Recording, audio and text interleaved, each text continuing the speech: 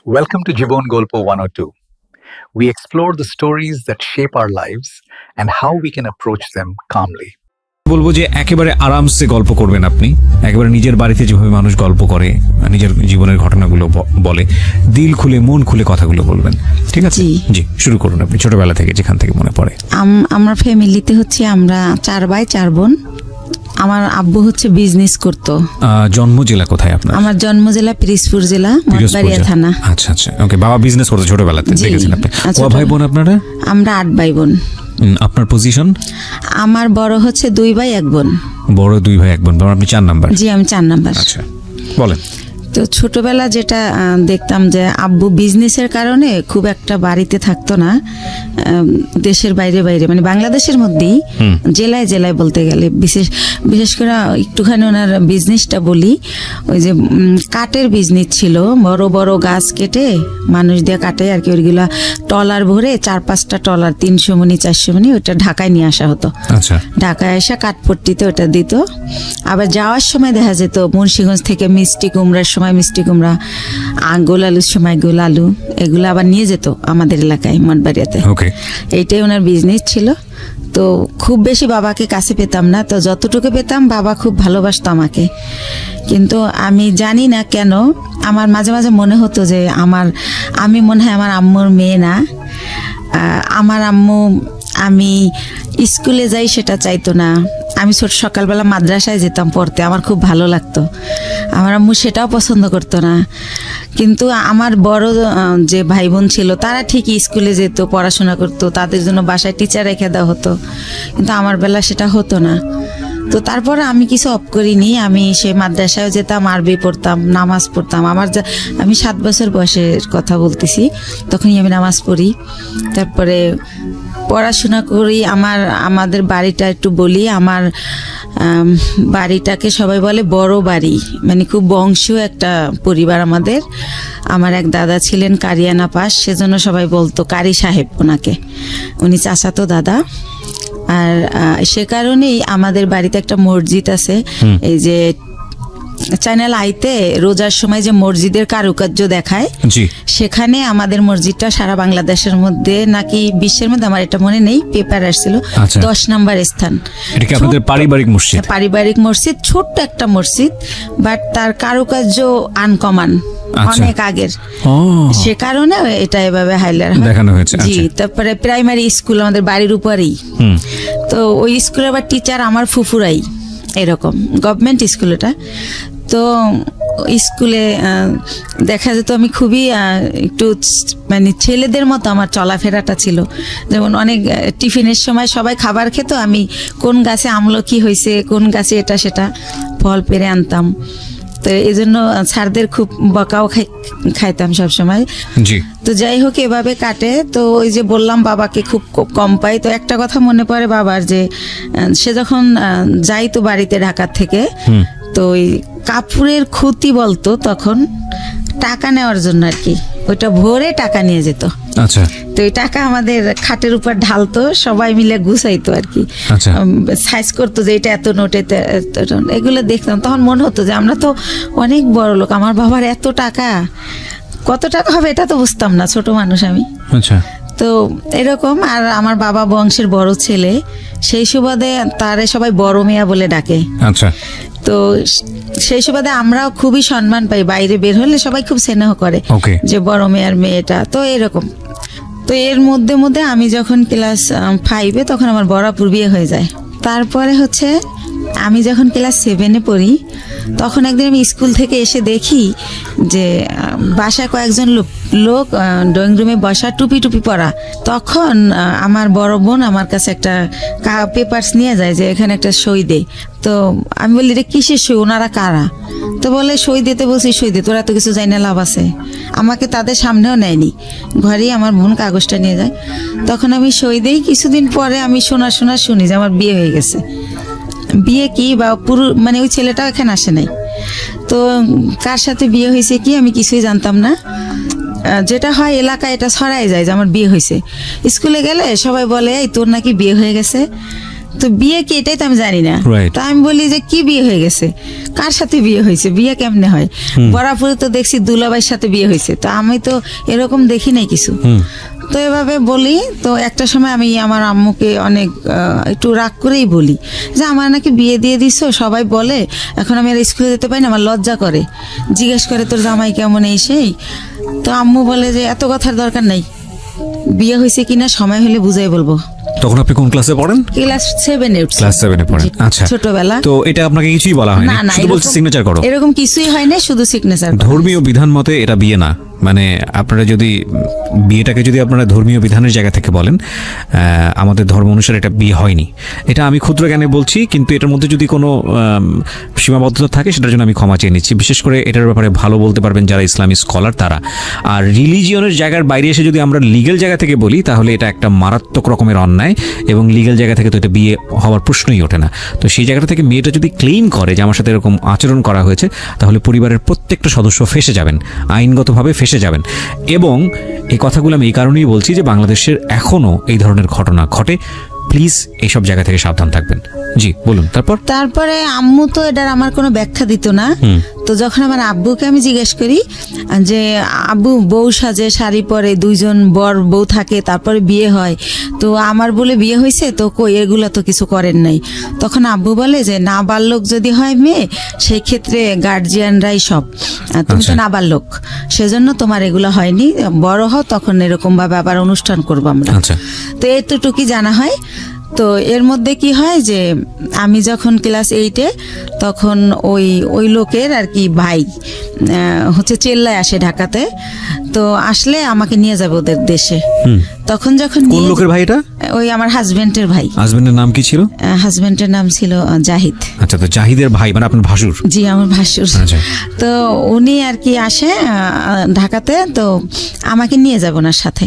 তো আমার আবার একটা অভ্যাস ছিল, এটা ভুলে গেছি বলতে, যে ছোটবেলা খুব বেড়ানের শখ, কেউ গেলি তার পিছে পিছে চলে যেতাম। আব্বু কোথাও যেতে নিলে আব্বুর পিছে, হয়তো খালি গায়ে আমি, কিন্তু দৌড় দিতাম যে আমার নিয়ে যাও। তো শুনলাম একটা দেশে যাব, নতুন একটা দেশ, ওদের বাড়ি পাবনা জেলাতে। তো আমি খুব খুশি, তো ওনার সাথে গেলাম।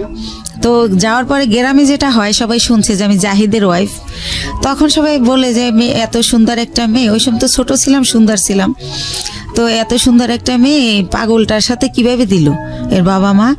আবার মেয়েটার একাই পাঠাই দিয়েছে, কেউ আসে নাই, কিন্তু পাঠাইছে অন্য সেন্সে, এটা আমার বাবার ফ্রেন্ডের বাড়ি, ওই সেন্সে পাঠাইছে। কিন্তু লোকজন সবাই জানে যে বউ হিসেবে আসছে, এটা জানছে গ্রামের মানুষ। তো এভাবে বলে, আমি তো সেম পুকুরে ডুবাচ্ছি, দৌড়াচ্ছি, শ্বশুর বাড়ি, তো ওইরকম বুঝতেছি না। তো ওনারা মা ডাকতে হবে, তো সেইভাবে আগে আন্টি ডাকতাম, এখন মা ডাকি শাশুড়িকে। ওটা বলে দিয়েছে যে ওনাকে মা ডাকবা? হ্যাঁ, বলে দিয়েছে।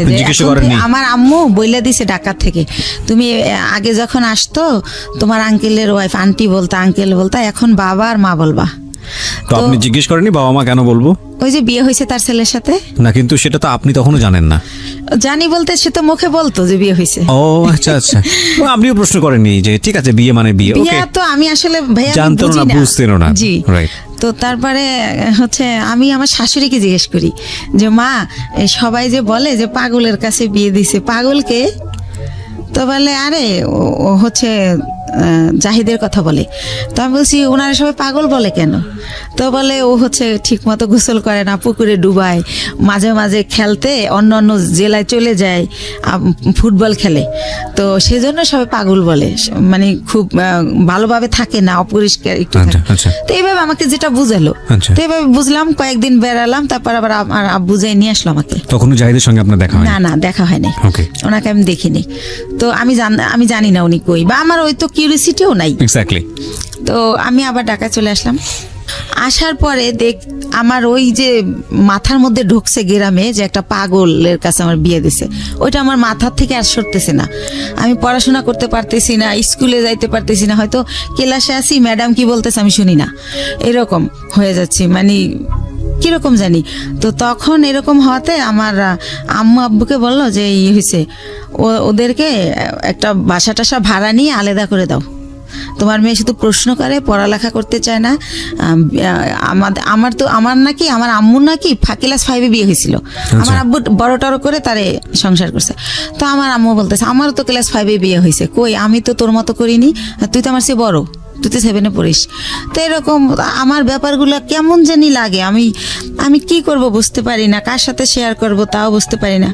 তো একটা সময় কি করে আমার আম্মু যে হাজবেন্ড বুঝানোর জন্য নাকি আমি জানি না, আমার একটা বাসা ভাড়া করে দেয়।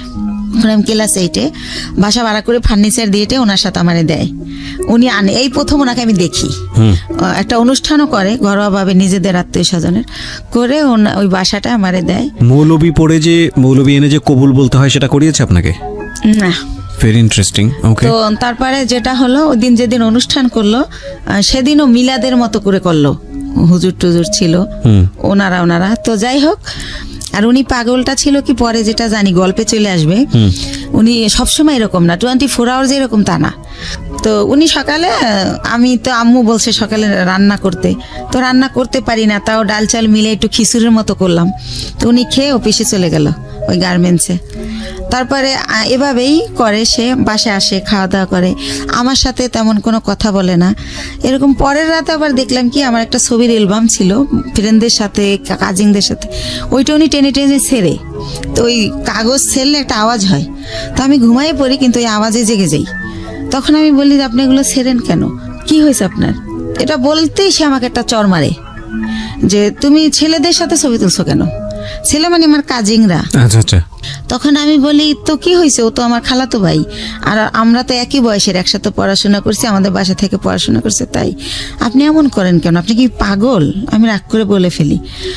তখন আমি ঠিক করি যে এর সাথে তো থাকা যাবে না, এভাবে কিভাবে থাকবো। তো ওই দিন রাত এভাবে কাটে, আমি সকালবেলা বাড়ি চলে যাই, গিয়ে আমার আম্মুকে বলি, বললে আমার আম্মু বলে তুমি বেশি চালাক, তোমাকে কে দিয়েছে এই বুদ্ধি? কিসের পাগল? পাগল হলেও চাকরি করে কেমনে? হ্যাঁ, তো আমার সাথে সেই টর্চার শুরু হয়ে যায়, এরকম করে। কি করব? তো আমি বলি যাই হোক, আমি আর ওই বাড়িতে যাবো না। তো এইভাবে থাকি। তারপরে আমি ঠিক করি যে আমার কিছু একটা করতে হবে, আমি এই বাসায় থাকবো না, ওই বাসায় থাকবো না। তো আমাদের একটা পারিবারিক ডক্টর থাকে, পিজির অধ্যাপক, উনি ওনার একটা ক্লিনিক দেয় মিরপুরে। তো আমি ওনার সাথে একদিন দেখা করে বলি, আঙ্কেল আপনার এখানে আমার একটা কাজ দিবেন? তো বলে কি কাজ করবা তুমি, ছোট মানুষ? তো আমি বলি ওই যে প্রেশার মাপে কত কিছু করে, ইঞ্জেকশন দেয়, ওইটা মানে শিখাবেন, আমি ওগুলো পারবো। তা আমি এইতে তো অনেকটা তো আর ছোট না। তো স্যার বলে, ওই আঙ্কেল বলে ঠিক আছে, এখানে চাকরি করলে আমাকে স্যার বলতে হবে, স্যার বলতে পারবা? হাসে আর বলে। আমি বলছি হ্যাঁ পারবো। তো ওইখানে কিছুদিন আমি শেখার পর আমি ওগুলো শিখে যাই। শেখার পরে আমার কিছু স্যালারি দেওয়া হয়, আর বেশি হচ্ছে আমার ভালো লাগে যে আমি ওইখানে টাইমটা পাস করতে পারি। আচ্ছা।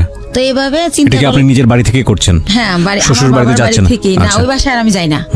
তো বাবার বাড়ি থেকেই করছি, বাবার বাড়ির কাছেই, যেহেতু সেকেন্ড কলোনি থেকে মাজার খুব দূরে না। তো এভাবে করি। তো আমার বাবা জানতে চায় কেন করি, আমি বলি যে ডাক্তারি পোশাক, নার্সের পোশাক আমার ভালো লাগে, তো তাই করি, আমার খুব ভালো লাগতেছে। তো পড়াশোনার কি হবে? আমি না পড়াশোনা চলবে, সমস্যা নেই। তো এভাবে যাইতে থাকে। তো ওই লোকটা একেবারে অসুস্থ হয়ে পড়ে একটা সময়, মানে জাহিদ। আচ্ছা, আপনার হাজবেন্ড? হ্যাঁ, অসুস্থ হয়ে পড়লে ওনাকে অনেক জায়গায় ডাক্তার দেখানোর পর লাস্টে ওই ক্লিনিকেই ভর্তি করে। আঙ্কেলের ভর্তি করলে জিজ্ঞাসা করে আঙ্কেল যে এটা কে, তখন বলে যে আমার হাজবেন্ড, মানে যার অধীনে আপনি চাকরি করছেন। জি জি। ওকে। তো আঙ্কেলের ক্লিনিক, আঙ্কেল ওটার মালিক আর কি। তো বলে যে ওর হাজবেন্ড। তো আঙ্কেল অবাক হয়ে যায় যে ওর আবার বিয়ে হলো কবে, আমি জানলাম না, আর এতটুকু মেয়ে বিয়ে দিয়ে দিয়েছেন, কি করছেন? এই সেই আম্মুকে অনেক প্রশ্ন করে। তো তারপরে বলতেছে উনি আবার আমার চেয়ে তো অনেক সিনিয়র, 12-14 বছরের বড় জাহিদ। জি। তো এই জায়গাটায় হচ্ছে আঙ্কেল আমার বাবা মাকে অনেক রাগই করে, যেহেতু পারিবারিক ডক্টর, সেভাবে একটা তাদের ভালো রিলেশন। তখন আমাকে সেই বলে যে তুমি হচ্ছে পরীক্ষা দিবা, স্কুল করতে হবে না, তুমি কাজ শেখো, তোমার ভবিষ্যৎ তুমি করো, এর কন্ডিশন ভালো না, এ কোন সময় কি হয়ে যায় বলা যায় না, স্যার আমাকে বলে। তখন আমি স্যার ডাকা শুরু করি যখন আমি ওখানে জব শুরু করি। তো তারপরে যেটা হয় যে আমার আব্বু ওনাকে ভারতে নিয়ে যায় ট্রিটমেন্টের জন্য, যেহেতু আমাকে বিয়ে দিয়ে ফেলছে। আর আমাদের ফ্যামিলিতে 2 বিয়েটা অ্যালাউ করা হয় না, বা ডিভোর্স এটা অ্যালাউ করতে পারে না। ওই যে বললাম আমার দাদা কারিয়ানা পাস। তো ওইখানে গেলে ওনার ধরা পড়ে যে ওনার বুকের একটা হাড় ভাঙা, ওনার এই মাথার কিছু রক, ছোট ছোট রক ড্যামেজ। তো এইভাবে অনেক কিছুই ধরা পড়ে যায় বাবার কাছে। তো বাবা আইসা যখন আমার শ্বশুরের মধ্যে মারা যায়, তো শাশুড়িকে প্রশ্ন করে যে আপনার ছেলে এত দিক দিয়ে ড্যামেজ, তারপর আমার মেয়েটাকে কেন নিলেন? আমার এত সুন্দর মেয়েটা হরিণের মতো দৌড়াতো, সেই মেয়েটাকে এরকম করেন, এখন কি করব আমি? আর ওখানে ডক্টর বলেই দিয়েছে যে এ সম্পূর্ণ সুস্থ হবে না, কিছুদিন ভালো থাকবে, আবার এটা হবেই, এটা সম্পূর্ণ সুস্থ হওয়ার মতো না। আচ্ছা। তো এভাবে নিয়ে আসে। তো এগুলো যখন আম্মুকে আমার আব্বু বলে চাকরি নেই, তো ইতিমধ্যে আমি ক্লাস 9-এ উঠি, তো আমি চাকরি নেই কোয়ালিটি হিসাবে। তো আল্লাহ রহমতে আমার হয়তো আর্ট নলেজ একটু ভালো, আমি অনেক 3 মাসের মধ্যে আমি যখন ঢুকি আমার 8,000 টাকা স্যালারি ধরে, 3 মাস পরে আমার স্যালারি 15,000 হয়ে যায়। আমার একটা লাইনের দায়িত্ব দিয়ে দেয়, লাইন শিপ বলে ওটাকে। তো এভাবে ও জব করে, আমিও জব করতে থাকি। তো ভালো এরকম। তো ওই ওইখানে আবার 3 বাইরের গার্মেন্টস, তো 3 ছাড়ই হচ্ছে আমারে এত ভালো জানে যে এক স্যার যখন আসবে না, অন্য স্যার কি করে আমি জানি বলি, এভাবে আমাকে করে আর কি, যে তুমি আমাদেরকে বলবা। তো এভাবে স্যাররা আমার এক্সট্রা কিছু টাকা দেয়, এমনিতে আমি চাই না দেয়। আর আমি খুব কর্মঠ, খুব মন দিয়ে কাজ করি, এটা তাদের চোখে পড়ে। বা ডে বাই ডে আমি এত ইমপ্রুভ করি যে যারা 3 বছর চাকরি করে এত উন্নতি করে নাই। তো এভাবে স্যাররা খুবই ভালোবাসে আমাকে। তো এর মধ্যেই হচ্ছে আমার বেতন মোটামুটি 20,000-এর উপরে হয়ে যায়, এক্সট্রা টাকা নিয়ে, ওভার টাইম নিয়ে। এর মধ্যে ওই লোকটা আবার অসুস্থ হয়ে যায়, এমন অসুস্থ যে একদম হলুদ হয়ে যায়, একদম খারাপ অবস্থা হয়ে যায়। তো তখন আমার বাড়িতে নিয়ে যায় ওই মিরপুরে, নিয়ে আমার মা বোনেরা লতা পাতা জন্ডিস হিসাবে রস করে খাওয়ানো, ডাক্তার দেখানো, এগুলো করতে থাকে। এর মধ্যে ওই লোকের 3 মাস পর্যন্ত আমার কারণে মালিকে বেতন দেয় এমনি। আচ্ছা। যেহেতু আমারে ভালো জানে তারা মেয়ের মতো, সে কারণে বেতন দেয়। ওই লোককে মানে আপনার হাজবেন্ড? আমার হাজবেন্ড। একই গার্মেন্টসে কাজ করতো? জি, একই গার্মেন্টসে কাজ করি। ওকে। এই যে আরো কিছু ওনার কিছু সিমটম ছিল। রাতের বেলা হঠাৎ করে মানে আমি ঘুমের মধ্যে দেখতাম কি সে মানে ভৌতিকভাবে আমার দিকে তাকায় আছে। ঘুমের থেকে উঠে মানে ওনার দাঁতগুলো খুব বড় বড় ছিল, আর ওনার হচ্ছে উনি অনেক চেকন ছিল, অনেক লম্বা ছিল। তো উনি যখন খালি গায়ে এরকম করতো মনে হতো ভূত। তো আমি খুব ভয় পেতাম। তো ভয় পেলে কি হবে, আমি আবার ছোটবেলা থেকে তো কোরআন পড়তাম, নামাজ পড়তাম, তো ওইভাবে আবার দোয়া টোয়া পরে আবার ঘুমাই যেতাম। যেহেতু আমার অফিসটা ছিল সকাল 8টা থেকে রাতের 10টা পর্যন্ত, তো অনেক হার্ডওয়ার্ক করা হতো, রাতে খুব ক্লান্ত থাকতাম। তো আমি আর কেউ বলা বন্ধ করে দিলাম, কারণ ফার্স্ট দিকে যখন এর কথা বলতাম কেউই তো অ্যালাউ করতেছে না, আমাকে কেউ বুঝতেই আসে না। তো যাই হোক, এভাবে হয় আমার হচ্ছে এভাবে চাকরি করতে করতে 2001 সালে আমি হচ্ছে 2000-এর শেষের দিকে আমি কনসেপ্ট করি, অফিসে মাথা ঘুরে পড়ে যাই। তখন আমারে হচ্ছে পরীক্ষা নিরীক্ষা করে ডাক্তারের কাছে নিয়ে দেখে যে আমার বাচ্চা পেটে। জি। তো বাচ্চা পেটে দেখলেও আমি অসুস্থ, ওষুধ খাচ্ছি, রেস্ট, যখন মাথা ঘুরে যায় নামাজের রুমে রেস্ট নিচ্ছি, যেহেতু স্যাররা আমার ভালো জানে। তো সেভাবে আমি আমার জবটা চালিয়ে যাই। তো যখন 6 মাস হয়ে যায় তখন আমি আর পারি না, নিজের সাথে আর যুদ্ধ করতে পারি না, তখন আমি জবটা ছেড়ে দেই। তো এর মধ্যে আমার মোটামুটি বেশ কিছু টাকা সঞ্চয় হয়ে যায়। তো জবটা ছেড়ে দেওয়ার পর আমার বেবিটা যখন হয় 2001 সালের মানে জানুয়ারি মাসের 31 তারিখ রাত 12:30টায় হয় আমার ছেলেটা। সেখানেও বলি, আমাকে যখন একটা প্রাইভেট ক্লিনিকে নেয়, অন্য লোকে নেয়, আমার হাজবেন্ড নেয় না। আর আমি যে প্রেগনেন্ট, এই সময়টা আমার মার আমাকে একটু সময় দেওয়া উচিত, আমার কাছে থাকা উচিত, কিন্তু আমার মা সেটা করে না। তো সে কারণে আমি ওই ভাড়া বাসায় থাকি, মার কাছে আর থাকি না। তো আমি যখন আমারে অন্য মানে ভাড়াটিয়ারা নিয়ে যায় একটা ক্লিনিকে, সেখান থেকে আমার অবস্থা খারাপ দেখে, যেহেতু আমার বয়স কম, সেজন্য আমার অবস্থা খারাপ হয়ে যায়, বা আমার খাওয়া দাওয়া হয় না ভালো।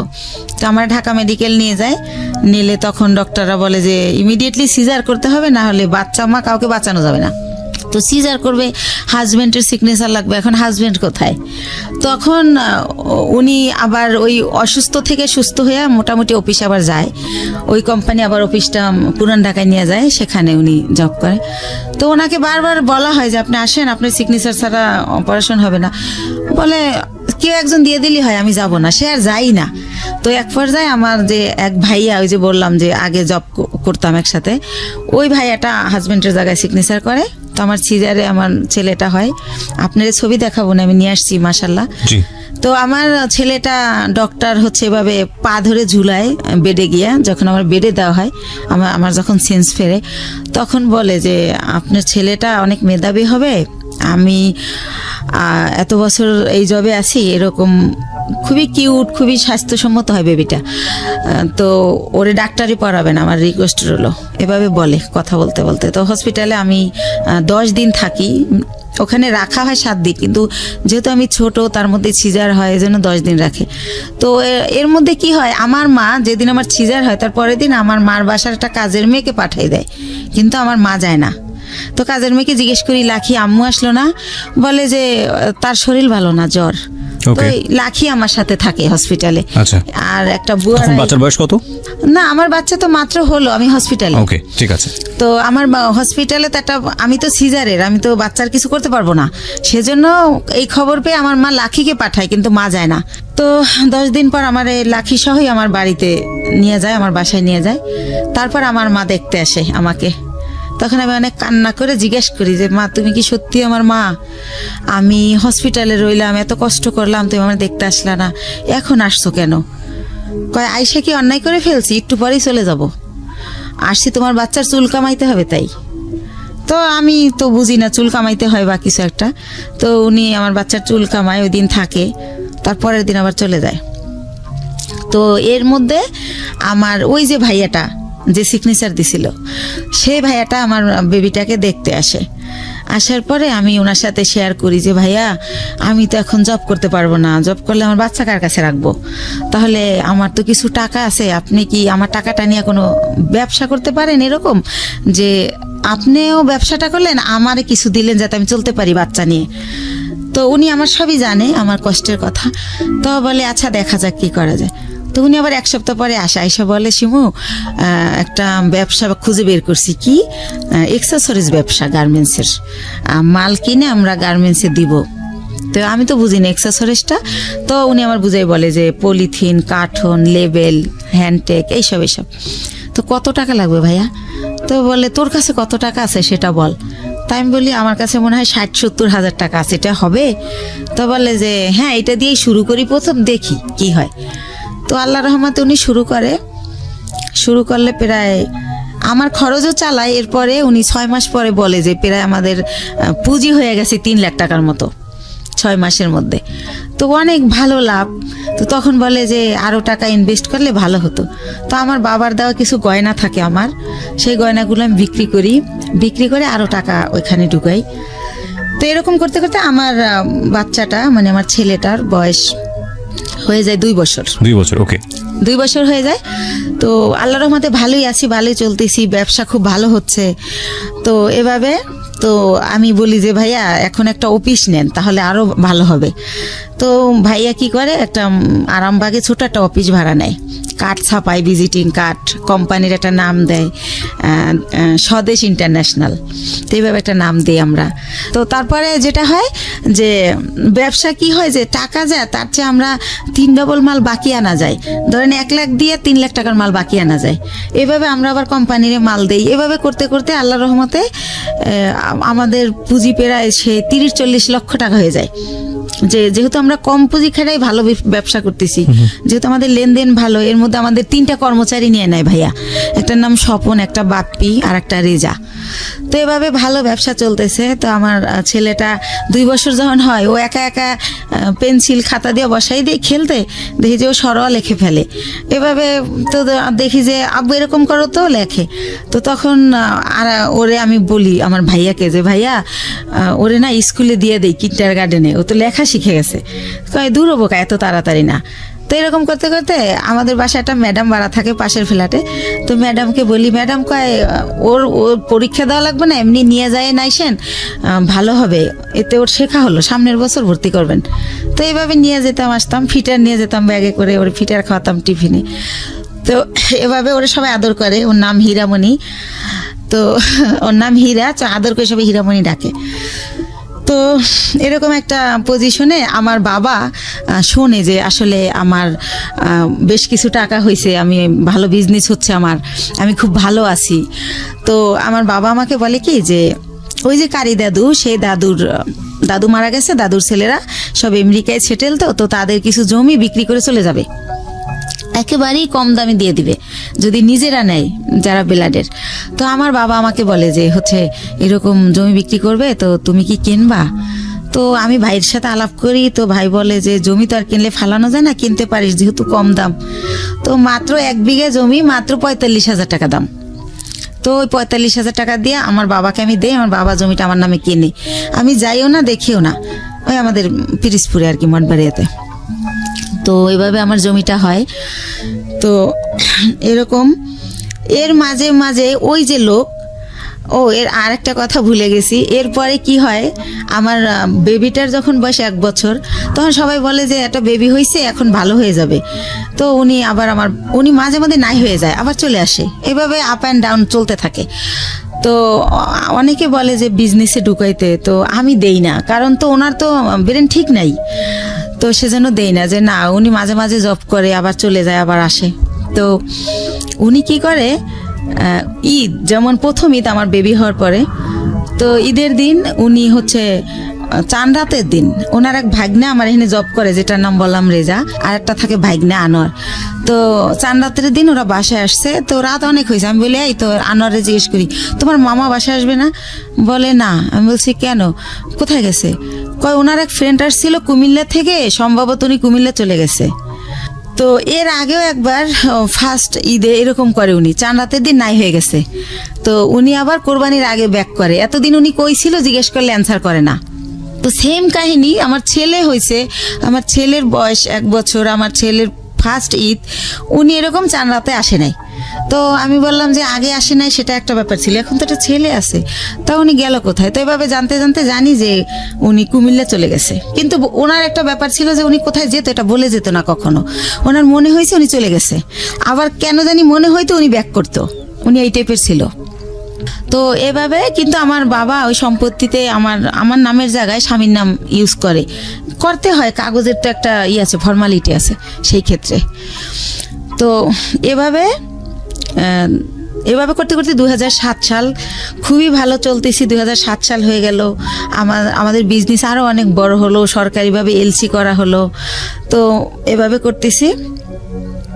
এর মধ্যে হচ্ছে ওই যে ভাইয়া যে প্রধান ছিল বিজনেসের সবকিছু দেখাশোনা করতো, ওনার নাম হচ্ছে দুলাল, ওনার বাড়ি উজিরপুর থানায় সানুহার গ্রাম।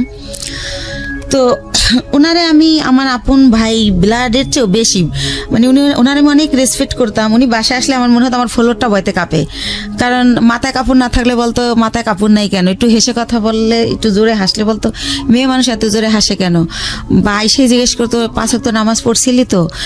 খুব শাসন করতো, ইসলামিক মাইন্ডেড ছিল, চারিত্রিক বৈশিষ্ট্য খুব ভালো ছিল। তো ওনারা অনেক রেসপেক্ট করতাম। তো উনি ছিল আমার সবকিছু। কোথায় কি আমি তো আর অত বুঝি না, মেয়ে মানুষ, বিজনেসটা উনি করতো, কিন্তু টাকা পয়সা যখন শর্ট পড়তো আমি ফ্রেন্ড সার্কেল দেখে দাঁড় করতাম, এরকম করে দিতাম, আবার ব্যাংক লোন করতাম, এরকম ভাবে চলতো। কখনো গহনা বিক্রি করতাম, এরকম চলতো। তো ভালোই। এর মধ্যে হচ্ছে 2007-এর দিকে উনি ফেরত আসলো ইভেন্ট, তখন আমি ওনাকে কোনোভাবেই রাখবো না। তো আমার বাবা মা সবাই বললো যে হচ্ছে শেষবারের মতো দেখো, এরপরে যদি চলে যায় তাহলে আর আমরাই ওনাকে কোনোভাবে আর অ্যালাউ করবো না। তো সেবার উনি 3 মাস ছিল। আচ্ছা, 3 মাস কোথায় যেত আপনি জানতেন না? না, একদমই জানতেন না। ওনার বাবা মাও জানতো না, উনি যখন বিয়ের আগে ভাবে নাই হইতো, আচ্ছা, জানতো না উনি কোথায় যায়। তো যখন হচ্ছে 3 মাস ছিল, এবার 3 মাস থাকার পরে উনি আবার নাই হয়ে চলে যায়। তো তারপরে হচ্ছে কি, উনি যখন চলে যায় এই 3 মাস থেকে এই লাস্ট, ওনার পাটার আসবে না, এরপর আমি অন্য ইয়েতে যাব। তো উনি যখন চলে যায় তখন আমার আবার বেবি পেটে চলে আসে, সেকেন্ড বেবি। কিন্তু একটা কথা ভাইয়া বলে রাখি, মানে হাজবেন্ড ওয়াইফ এক জায়গায় যাওয়া, হাজবেন্ড ওয়াইফ কথা বলা, একসাথে খাওয়া, ওনার সাথে আমার এটা কোনোদিনও ছিল না।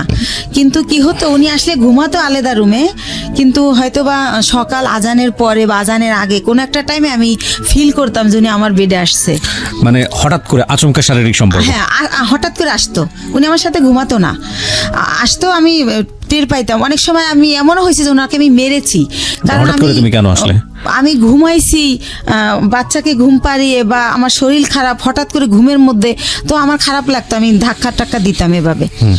তো এভাবে উনি ওনার সাথে আমার রিলেশনটা শারীরিক যেটা বলেন এতটুকুই ছিল, এর বাইরে কিছু ছিল না।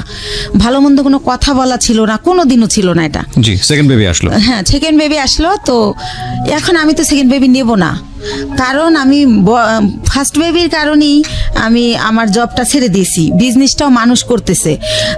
সেই ফার্স্ট বেবিরে আমি স্কুলে নিয়ে যাচ্ছি, আনতেছি, ওরে গান আবৃত্তি অভিনয় শিখাচ্ছি, বিভিন্ন সাবজেক্টে দিচ্ছি যে ও ভালো কিছু করবে। ও ছোটবেলা থেকে একা একা আসিফের গান করে 3 বছর বয়সে, তখন আর আমি 4 বছর বয়সে গানের স্কুলে দিয়ে দিই, গ্যান্ডারিয়া কিশালয় কচিকাচার মেলা, খুব ভালো একটা স্কুল ওটা, সাংস্কৃতিক।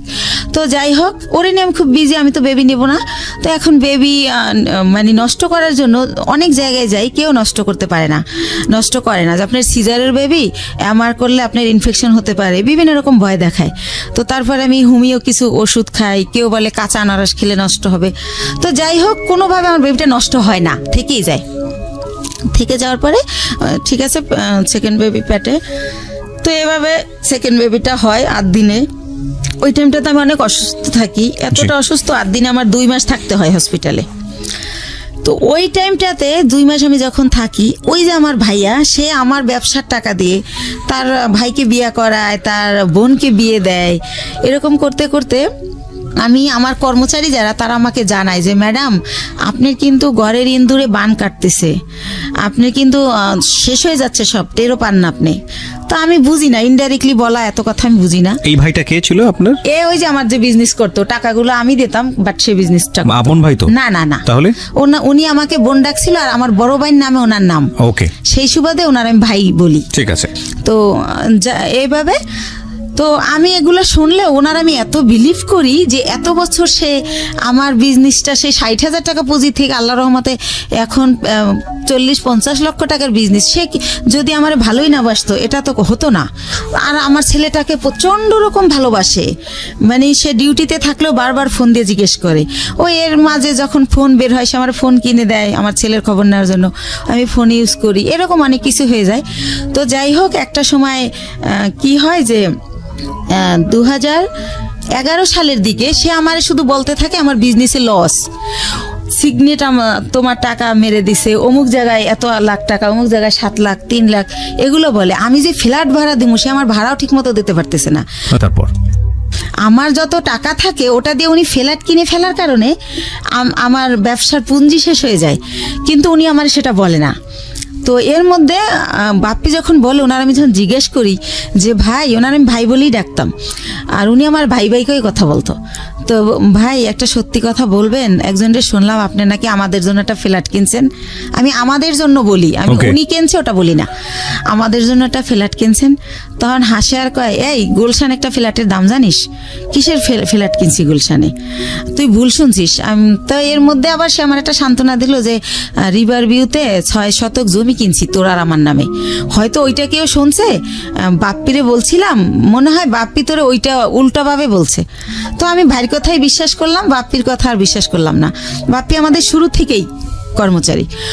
তো যাই হোক, এভাবে 12 সালে দেখি যে আমার হচ্ছে মানে এমন অবস্থা হয়ে যাচ্ছে, সে 2-3 মাসের ভাড়া একসাথে দিচ্ছে। তারপরে সে হঠাৎ করে বলল যে আমি একটু দেশে যাব, আমার বাড়িতে একটু কাজ আছে, জমি জমার ব্যাপারে আমি 2 দিনের পর চলে আসব।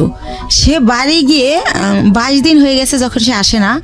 আর আমি ফোন দিলি বলে, এই তো ভাই কাইলে আসবো, পরশু আসবো, এরকম করে। এদিকে কর্মচারীরা বলে যে যাদের থেকে আমরা মাল বাকি আনি ওরা টাকার জন্য তাগেদা দিচ্ছে, আবার আমরা যেখানে টাকা পাবো সেখানে ওরা গেলে টাকা দিচ্ছে না, যে টাকা তো দেবো দুলালের কাছে। তো এভাবে আমি একদিন অনেক কান্নাকাটি করি, ভাই আপনি আসেন না কেন, এরকম এরকম অনেক কিছু বলি। এর মাঝে আমাদের ডিএসএস একটা অফিস নেয়, ওই অফিসটা ছেড়ে আরামবাগেরটা। তো আরামবাগেরটা আমি চিনতাম, ডিএসএস অফিসে আমি কোনোদিন আসি নাই, কারণ যেহেতু ছেলেদের কাজ কারবার সবাই পুরুষ মানুষ, ভাই চাইতো না যে আমি আসি, তো আমি আসতাম না। তো আমি অনেক কান্নাকাটি করি যে ভাই আমার কি সবকিছু শেষ হয়ে গেল, আমার স্বামী দিয়ে আমি সুখ পাইলাম না, আমি চিন্তা করছিলাম আমার ছেলেটাকে আমি মানুষ করব, আপনি তো সবই জানেন আমার জীবনের, এখন আপনি কোথায় গিয়ে লুকাই রয়েছেন, আমার কি হবে এখন, আমি কোথায় যে দাঁড়াবো। তো এভাবে অনেক কান্নাকাটি করার পরে বলে কি যে আচ্ছা ঠিক আছে আমি 2 দিন পর আসতেছি। এরকম করতে করতে সে 1 মাস থাকে। 1 মাস থাকার পর আমি জানতে পারি যে সে বিয়ে করছে দেশে, সেজন্য সে আসে না। তো সে 1 মাস পরে সে বউ নিয়ে এসে ওই গুলশান ফ্ল্যাট কমপ্লিট হয় নাই দেখে সে লেট করতেছিল বাড়িতে। তো যখন সে নিউজ পায় যে ফ্ল্যাট কমপ্লিট, তখন সে বউ নিয়ে ওই ফ্ল্যাটে ওঠে। কিন্তু টাকা কিন্তু তার একটা পয়সাও ছিল না, টোটাল টাকাই কিন্তু আমার ছিল।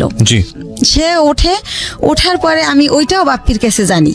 তো আমি যখন জিজ্ঞেস করি ভাই আপনি কোথায় উঠছেন, সে আইসা বলে যে আমি তো এরকম আমারে বলে যে আমি তো বিয়ে করছি, বউ নিয়ে কি তোর বাসায় উঠবো না চম্পার বাসায় উঠবো, তার বোনের নাম বলে।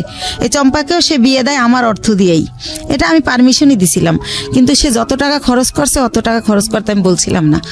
তো যাই হোক, আমি বলি যে না আমাদের বাসা আপনার বউ নিয়ে উঠবেন কেন, এটা কেমন দেখা যাবে, আপনি চম্পার বাসায় ওঠেন। কারণ তার প্রতি তো এর মধ্যে আমি বিরক্তি, সে আমার সাথে যা করতেছে ঠিক করতেছে না। তো পরে আমি জানতে পারি যে সে আসলে নিজের ফ্ল্যাটে ওঠে। তো ওঠার পরে আমি তখন তারে বলতে থাকি যে ভাই আমি আপনি যে 1 মাস ছিলেন না, আমি অনেক টাকা লোন করছি, এটা দিতে হবে, আপনি আমার তাড়াতাড়ি টাকা দেন। আমি টাকার জন্য তার খালি প্রেশার ক্রিয়েট করতে থাকি যে আমার কত টাকা আছে, আমার হিসাবটা দেন। তো আরেকটা কথা বলে রাখি, সে আমার একটা বার বলে কি ডিএসএস অফিস নেওয়ার আগে যে 20 লক্ষ টাকা না দেখাইলে গভর্নমেন্ট আমাদের এলসি করতে দিবে না। তো সেই ক্ষেত্রে আমাদের তো এখন 20 লক্ষ টাকা নাই ব্যাংকে, মনে হয় 10 লাখ টাকার মতো আছে। তো ব্যাংক এশিয়াতে চম্পার একটা অ্যাকাউন্ট আছে, ওর 10 লাখ টাকা আছে। তো আমাদের টাকাটা ওর অ্যাকাউন্টে ওরে দিয়ে জমা দেওয়াই, তাহলে 20 লাখ টাকা দেখাইলে আমাদের এলসি দেবে, তাহলে আমাদের ব্যবসাটা অনেক বড় হবে, আমাদের খুব রিসেন্টলি তোদের আমি ঢাকায় ফ্ল্যাট কিনে দেবো, এইভাবে বলে। তো বলার পরে আমি আমার নামে থাকে ওই যে 10 লাখ টাকা থাকে ওটা আমার নামে থাকে। তো ওইটা আমি উঠাই দিলে ওইটা উনি চম্পার অ্যাকাউন্টে দেয়, উনিও হয়তো শুনবে এটা। তো দেওয়ার পরে দেখেন আমার টাকাটা চম্পার হয়ে গেল। তো সেভাবে এক এক করে আমার সব কিছু এরা দখল করে নিছে। তো এর মধ্যে আমার ছেলেটা তো মাশাআল্লাহ বড় হয়। তো এর আগে আরেকটা কথা ফেলাই যায়, 2009 সালে আমার ছেলে একটা মুক্তিযুদ্ধের গানের উপর নাচ করে বৈশাখী টিভিতে। ওইটা দেখার পরে ওরে অনেক চ্যানেল থেকে ডাকে। তো তারপরে আমি ওরা অনেক কিছুতে ভর্তি করি। তারপরে হচ্ছে ও 2009-এর শেষের দিকে বাংলাদেশ টেলিভিশনে একের পর এক প্রোগ্রাম করে। তো এই যে আমার টানাপোড়ের কারণে, আমি ছেলেকে নিয়ে দৌড়ানোর কারণে, আর আমার তো বিশ্বাস ছিল যে ভাই আমার সাথে বিশ্বাসঘাতকতা করবে না। তো এইভাবে আমার ছেলের এই যে গান অভিনয় করে, নাটক করে দেই। ঠিক আছে, বড় ছেলেটা, ছোটটা না, ছোটটা ঘরেই থাকে, ওরে কোথাও নেই না। ও হয় ছোট, ওর ওই হিস্ট্রি বলবো না, চোখ ফোটে না, 7 মাসের সময় বের করে ফেলতে হয় আমার অসুস্থতার কারণে। আপনার লাইফের অনেক বড় পার্ট, এবং এই অপ্রাপ্ত বয়স্কে যে বাচ্চাটা হলো, এই বাচ্চাটার জন্য তো ভবিষ্যৎ অন্ধকার হয়ে যাওয়ার মতো অবস্থা, এবং আপনার জন্য সেটা অনেক বড় রিস্কি ছিল বলেছেন আপনি। ইনফ্যাক্ট এতটুকু বলা ঠিক আছে। আচ্ছা ঠিক আছে। তো যাই হোক, আমি বলছিলাম না যে 2 মাস ছিলাম হসপিটালে। তো এই জন্য ছোট ছেলেটাকে কোথাও নেও না, কিছু শিখাইও না, বড় ছেলেটাই।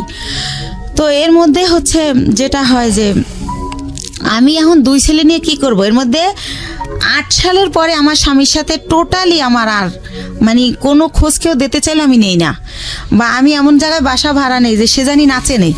কারণ তার যে সিমটম এগুলো যেন আমার ছেলেরা না দেখে, আমার ছেলেরা জানি ভালোভাবে মানুষ হয়, আমি ওদেরকে মানুষ করব।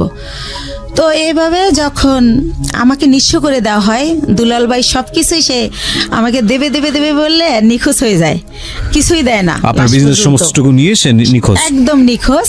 সবকিছু যখন নেওয়া শেষ, যতদিন বাকি ছিল ততদিন আমাকে আশা দিত যে এই তো সামনের মাসে তোরে 7 লাখ টাকা দিতেছি, এইভাবে আশা দিত। তা 3 লাখ টাকা দিতেছি। পরবর্তীতে আর আমার কিছুই দেয় না, সে নাই হয়ে যায়। তো তখন আমি মেন্টালি এতটা ডিজাস্টার্ড হয়ে যাই, আমি পাগল হয়ে যাই টোটালি। আমি রাস্তায় শুধু হাঁটি। আমি সেই গ্যান্ডারের থেকে বুদ্ধিজীবী শহীদ মিনার যে 34 মাস দুপুরবেলা রোদ্রে আকাশের দিক তাকায় কান্না করি, আর আল্লাহর সাথে কথা বলি, আকাশের সাথে কথা বলি যে আল্লাহ তুমি বিচার করো, আল্লাহ আমার অপরাধটা কি, আমার বাবা মামার দিকে তাকাইলো না, আমি অনেক কষ্ট করে একটা বিজনেস করলাম, একজনের বিশ্বাস করলাম, সে এটা করলো, আমার স্বামী এটা করলো, আমার অপরাধটা কি, মানে এটা আমি কারে জিজ্ঞেস করবো পাই না। তো আমি আকাশের কাছে জিজ্ঞেস করি, আকাশের দিক তাকাই কান্না করি আর বলি। তো এই টাইমটাতে আমি ভাইয়া 3টা মাস আমি শুধু ওর স্যালাইন খেয়ে বেঁচে থাকি। মানে যখন দেখি আমি আর পারি না তখন একটা স্যালাইন গোলাই আর খাই। আমার ব্যাগে সবসময় পানি থাকে 1/2 লিটার আর স্যালাইন থাকে 4-5টা। তো এভাবে আমি 3টা মাস আমার মনে আছে আমি ভাতের আহার গেলতে পারি না। আমার কি হলো, আমার কি হবে, আমি নিঃস্ব হয়ে গেলাম। দুলাল ভাইরে আর আমি খুঁজে পাই না কোনোভাবে, সে নাম্বার চেঞ্জ করে ফেলে। তো যাই হোক, তার বাড়ি ঠিকানা জানতাম, কিন্তু বাড়ি যাই আমি কি করব, কাকে বলবো, এটা সে তো বাড়িতে যায় নাই। তো যাই হোক, এভাবে গেল এই পাঠ। তো তখন আমার তো এই বাচ্চা দুইটাকে কিছু করে খাওয়াতে হবে ভাইয়া। তো তখন আমি চিন্তা করলাম, আমি এর আগে ওই যে বড় জমিটা যে কিনলাম তার পরপরই আবার একটা ছোট জমি কিনি, 5 কাঠার জমি। এটাও আমার এক চাচার থেকে কেনা। তো আমি চিন্তা করলাম যে এই 5 কাঠা জমি বিক্রি করে আমি কিছু একটা করি। তো তখন ওই 5 কাঠা জমি আমি বিক্রি করব। এখন আমি যাকেই ঠিক করি, যেই আমাকে জমিটা কিনবে, যে জমিটা অ্যাডভান্স করতে যায়, তাকে আমার বোন থেরেট দেয়, বড় বোন, যে ওই জমি কিনলে তোর পা ভাঙা হাতও ভেঙে ফেলবো। লাস্ট পর্যন্ত আমার সৎ কাকা কিনবে, কালকে আমাকে 1 লাখ টাকা দিবে। আজ রাত 12টার সময় আমার কাকার নামে একটা মিথ্যা মামলা দিয়ে তাকে অ্যারেস্ট করানো হয়। তো এটা কেন করানো হয় আমি কোনোভাবে জানতে পারি না। তো একজনের কাছে জিজ্ঞেস করি, আমার বাবা মার কাছে জিজ্ঞেস করলে তারাও বলে না, তারা বলে আমরা জানি না। তো তখন শুনতে পারি যে জমি আমার বোন কিনবে, বাইরে বেচতে দেবে না সেজন্য। তো তখন আমি বাধ্য হয়ে আমার মাকে বলাই যে তাহলে বরাপারে বলো আমার জমিটা কিনতে। তো এর মধ্যে আমি শর্টকাট খুলে একটুখানি বলি, আমার বড় দুলাভাই বাংলাদেশের 20 জন ধনীর একজন, উনি বিশাল বড় লোক। তারপরে আমার ইমিডিয়েট যে ছোট, সে সৌদি আরবে বিজনেস করছে 25 বছরের মতো, সেও অনেক ভালো অবস্থায়। তো এরাও কিন্তু বড় লোক। তো আমার সেজো ভাইটাও মালয়েশিয়াতে ইঞ্জিনিয়ারিং পোস্টে গেছে, সেও অনেক টাকার মালিক, আল্লাহর রহমতে অনেক ভালো পজিশন তার। অথচ এই যে আমি যখন তাদেরকে জানালাম যে এরকম দুলাল আমার সব মেরে পলাই গেছে, এখন আমার মৃত্যু ছাড়া উপায় নাই, আমার ঘরে ভাত নাই, আমার ঘর ভাড়া দেওয়ার মতো টাকা নাই, মানে এগুলো যখন প্রকাশ করলাম, তারা আমাকে খুব অপমানজনক কথাবার্তা বললো সবাই। মানে কোনোভাবে কেউ 5 টাকা দিয়ে আমাকে হেল্প করলো না। তো তারপর আমি ডিসিশন নিলাম জমি বিক্রি করার। এখন আমার বোন জমি কিনবে, কিন্তু সে কিন্তু আমাকে 5,000 টাকা দিয়ে হেল্প করলো না। তো যাই হোক, আমি বাধ্য হয়ে রাজি হলাম তাকে জমিটা দেওয়ার জন্য, মাকে দিয়ে বলালাম। তারপরে আমি গ্রামে গেলাম, তারপরে সে একজনকে দিয়ে জিজ্ঞেস করাইলো আমি জমির দাম কত চাই। তা আমার মা আমার শিখিয়ে দিল, তুমি বললো যে আপা তোমার যা ইচ্ছা তাই দিও, তাহলে তুমি বেশি পাবা, দাম টাম চাইও না। তো আমার মার কথাই আমি আমার বোনকে বলি, ওই যাকে দিয়ে বলায় তাকে বলি। তো পরের দিন আমাকে রেজিস্ট্রি করতে নিয়ে যায়, আমার কিন্তু 1 টাকাও দেয় নাই, বা কতটুকু জমি বা কত দাম কিছুই বলে নাই। তো ম্যাজিস্ট্রেট যখন জিজ্ঞেস করে আমি বলি যে হ্যাঁ টাকা বুঝে পাইছি। তো উনি আসার পর আমাকে মাত্র 1 লক্ষ টাকা দেয়, দিয়ে বলে যে তোর জমির দাম হচ্ছে 2,35,000, তো আর 1,35,000 টাকা আমি 15 দিন পরে দেবো। তো আমি 1 লাখ টাকা নিয়ে ঢাকায় চলে আসি। কিন্তু ওই যে দুলাল আমার টাকা দেয় না, আমি বাসা ভাড়া ছিলাম, ওই বাসা ভাড়া বেজে যায়, তারপরে ঋণ করে খাই ফ্রেন্ডদের কাছ থেকে, ছেলের খরচ করি স্কুলের। তো এভাবে ওই টাকা ঋণ দিতেই চলে যায় 1 লাখ। তো তখন আমি ব্যবসা আবার কিভাবে করব? তখন আমি আবার আমার বোনকে বলি, বলতে বলতে আমার মা বলে যে তুমি বাড়িতে আসো। আবার যাই, তখন আমার বোন আবার আমাকে 1 লাখ টাকা দেয়, দিয়ে বলে যে এই 35,000 টাকা বাকি আছে, এইটা তুই চাবি না, ফোন করে কখনো বলবি না, আমার যখন হবে আমি তোরে ফোন করেই বলবো, তখন তোরে দিয়ে দেবো। আচ্ছা ঠিক আছে। তো ভাইয়া, আল্লাহ যার উপরে নারাজ হয় তার হয়তো সব দিক দিয়েই হয়। তো তখন উনি 1 লাখ টাকা দেয়, ওই টাকাটাই না আমি ইন্ডিয়ায় ব্যবসা শুরু করি।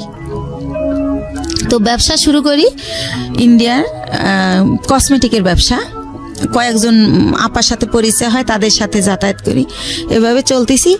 হঠাৎ করে আমার ব্যাক পেন শুরু হয়, আমি উঠতে পারি না, বসতে পারি না, খুব যন্ত্রণা। তো বাংলাদেশে যখন ডাক্তার দেখাই, দেখাতে পরীক্ষা নিরীক্ষার পর যেটা বলে যে আমার একটা কিডনি ড্যামেজ হয়ে গেছে। ওহো। তো একটা কিডনি ড্যামেজ হয়ে গেছে। কত সালের ঘটনা? এটা হচ্ছে 13 সালের ঘটনা। 13 সালের ঘটনা। তো তখন তো আপনার জাহিদের সঙ্গে যোগাযোগ সম্পূর্ণ কোথায় আছে, কি করছে কিছু জানি না। না, তো তখন আমার ড্যামেজ হয়ে গেল। তো আমার আত্মীয় স্বজনকে আমি ব্যাপারটা জানাই, মানুষ দিয়ে জানাই। কিন্তু ভাইয়া কষ্টের কথা হলো, আমার এক সৎ ফুফুর ক্যান্সার হয়েছিল, তাকে কেমো দেওয়ার জন্য আমার বোন প্রতি মাসে তার কেমোর খরচটা দিত। কিন্তু বাইরের মানুষের দেয়, যে ওর মেয়ে বিয়ে হয় না, বিয়ে দিয়ে দেয়, যার যা লাগে দেয়, কিন্তু সে আমাকে কোনোভাবে হেল্প করলো না। হেল্প না করলে আমার যে পুঁজিটা ছিল ওইটা দিয়া, ও আরেকটু বলি, তো বাংলাদেশে বলে ড্যামেজ হয়ে গেছে, তো আমার অনেকে বলে যে ইন্ডিয়ার ডাক্তার ভালো, ইন্ডিয়াতে দেখাও। তো ইন্ডিয়া দেবী সেটি নামের একটা হসপিটাল মুকুন্দপুরে, সেখানে আমি দেখাই ডক্টর বুজুরিয়া, উনি কিডনি বিশেষজ্ঞ ছিলেন। তো উনি পরীক্ষা নিরীক্ষার পর বলে যে আপনার কিডনি ড্যামেজ হয় নাই, এটা মিথ্যা রিপোর্ট, আপনার কিডনি ছোট হয়ে গেছে, একটা কিডনি একটু ছোট হয়ে গেছে, আপনি বেশ কিছুদিন অনাহারে ছিলেন, খাবার দাবার খাইতেন না, সেই জায়গার থেকে এটা হয়েছে। তো আপনি ঠিকমতো খাবেন, পানি খাবেন, আর প্রস্রাবে ধরলে লেট করবেন না, আর ওষুধ দেয় 3 মাসের। তো 3 মাস ওষুধ খাওয়ার পরে আল্লাহর রহমতে মাত্র 2টা আইটেম ওষুধ দেয়, কিন্তু আমি 3 মাস পর আল্লাহর রহমতে ভালো হয়ে যাই। তো ভালো হয়ে যাই, এরপরে চাবি না, আমি ইচ্ছা মতো দেব, অথচ আমি যখন 6 মাস পরে আমার চলতেছে না তখন চাই, তখন সে অস্বীকার করে। আর একটা কথা ভাইয়া, সে হচ্ছে বাইরে আমার এই জমিটা যারা কিনতে চাইছে তারা 5 লাখ টাকা দিতে চাইছে, 5 কাঠা 5 লাখ, কিন্তু আমার দিবে 2,35,000। তারপরও আবার এই 35,000 টাকা সে না স্বীকার জান। আমি বলি, আপা তুমি তো মিথ্যা বলো না, মনে হয় ভুলে গেছো, মনে নাই, একটু মনে করে দেখো। সে আমারে অখাদ্য ভাষায় গালাগালি করে, ওই টাকাটা আর দিলই না।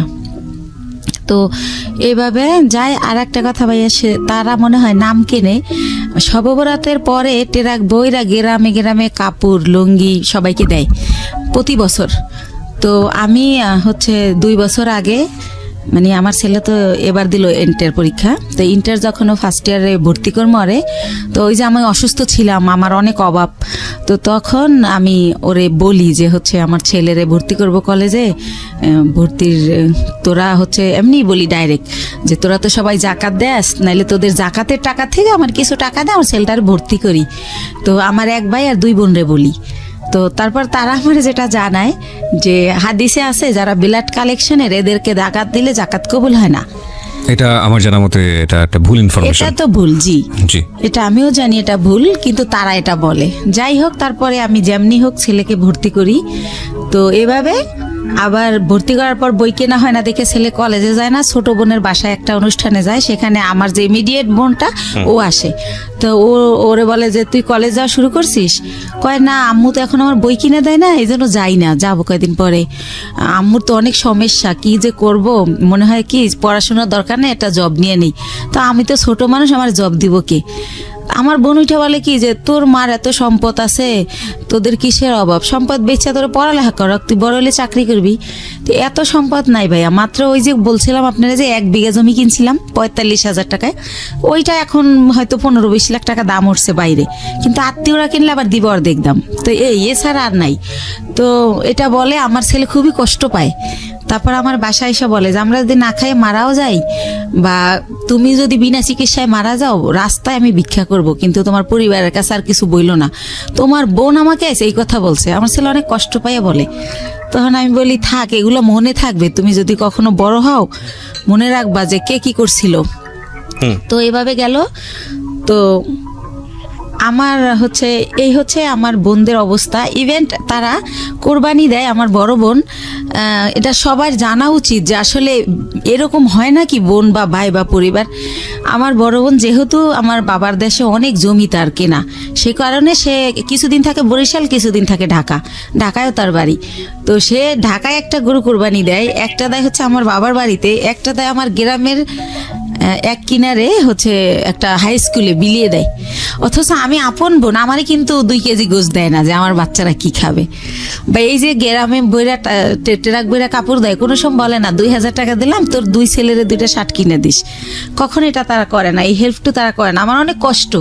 তো এই জন্য তাদের কাছ থেকে আমি একেবারেই দূরে আসি, কথাবার্তা বলি না। আর একটা কথা বলি, 3 বছর আগে একবার ঈদে দেশে গেছি, তো লঞ্চ স্টিমারে আমরা আসি, তো ঈদের সবসময় খুব ভিড় থাকে, আর ওই সময় কেবিনে অনেক বেশি ভাড়া নেয়, তো একটু কমলে ভিড় আসবো।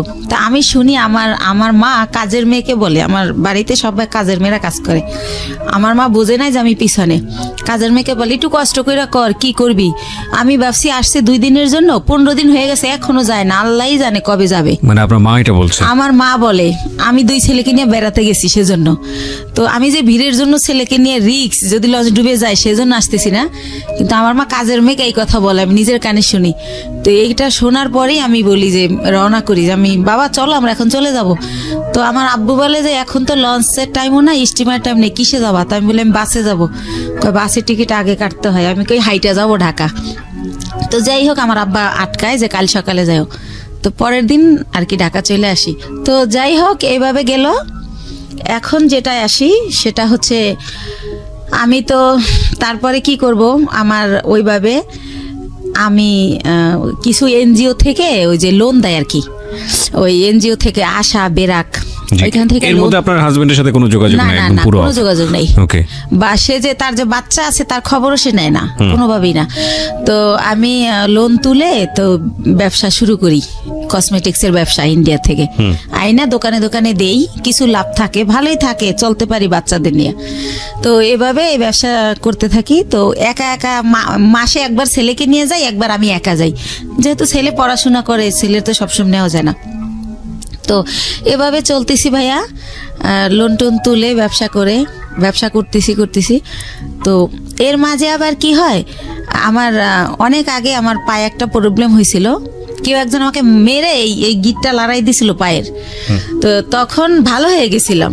তো সেটা হচ্ছে কে একজনকে আমি নামই বলি, ওই যে আমার ভাই, যখন আমি তার একটু গালাগালি করছিলাম যে আপনি আমার টাকা দিয়ে ফ্ল্যাট কিনছেন আর আমার এখন ভিক্ষা করতে হবে, আমার কিচ্ছু নাই, আমি বাচ্চাদের নিয়ে কোথায় দাঁড়াবো।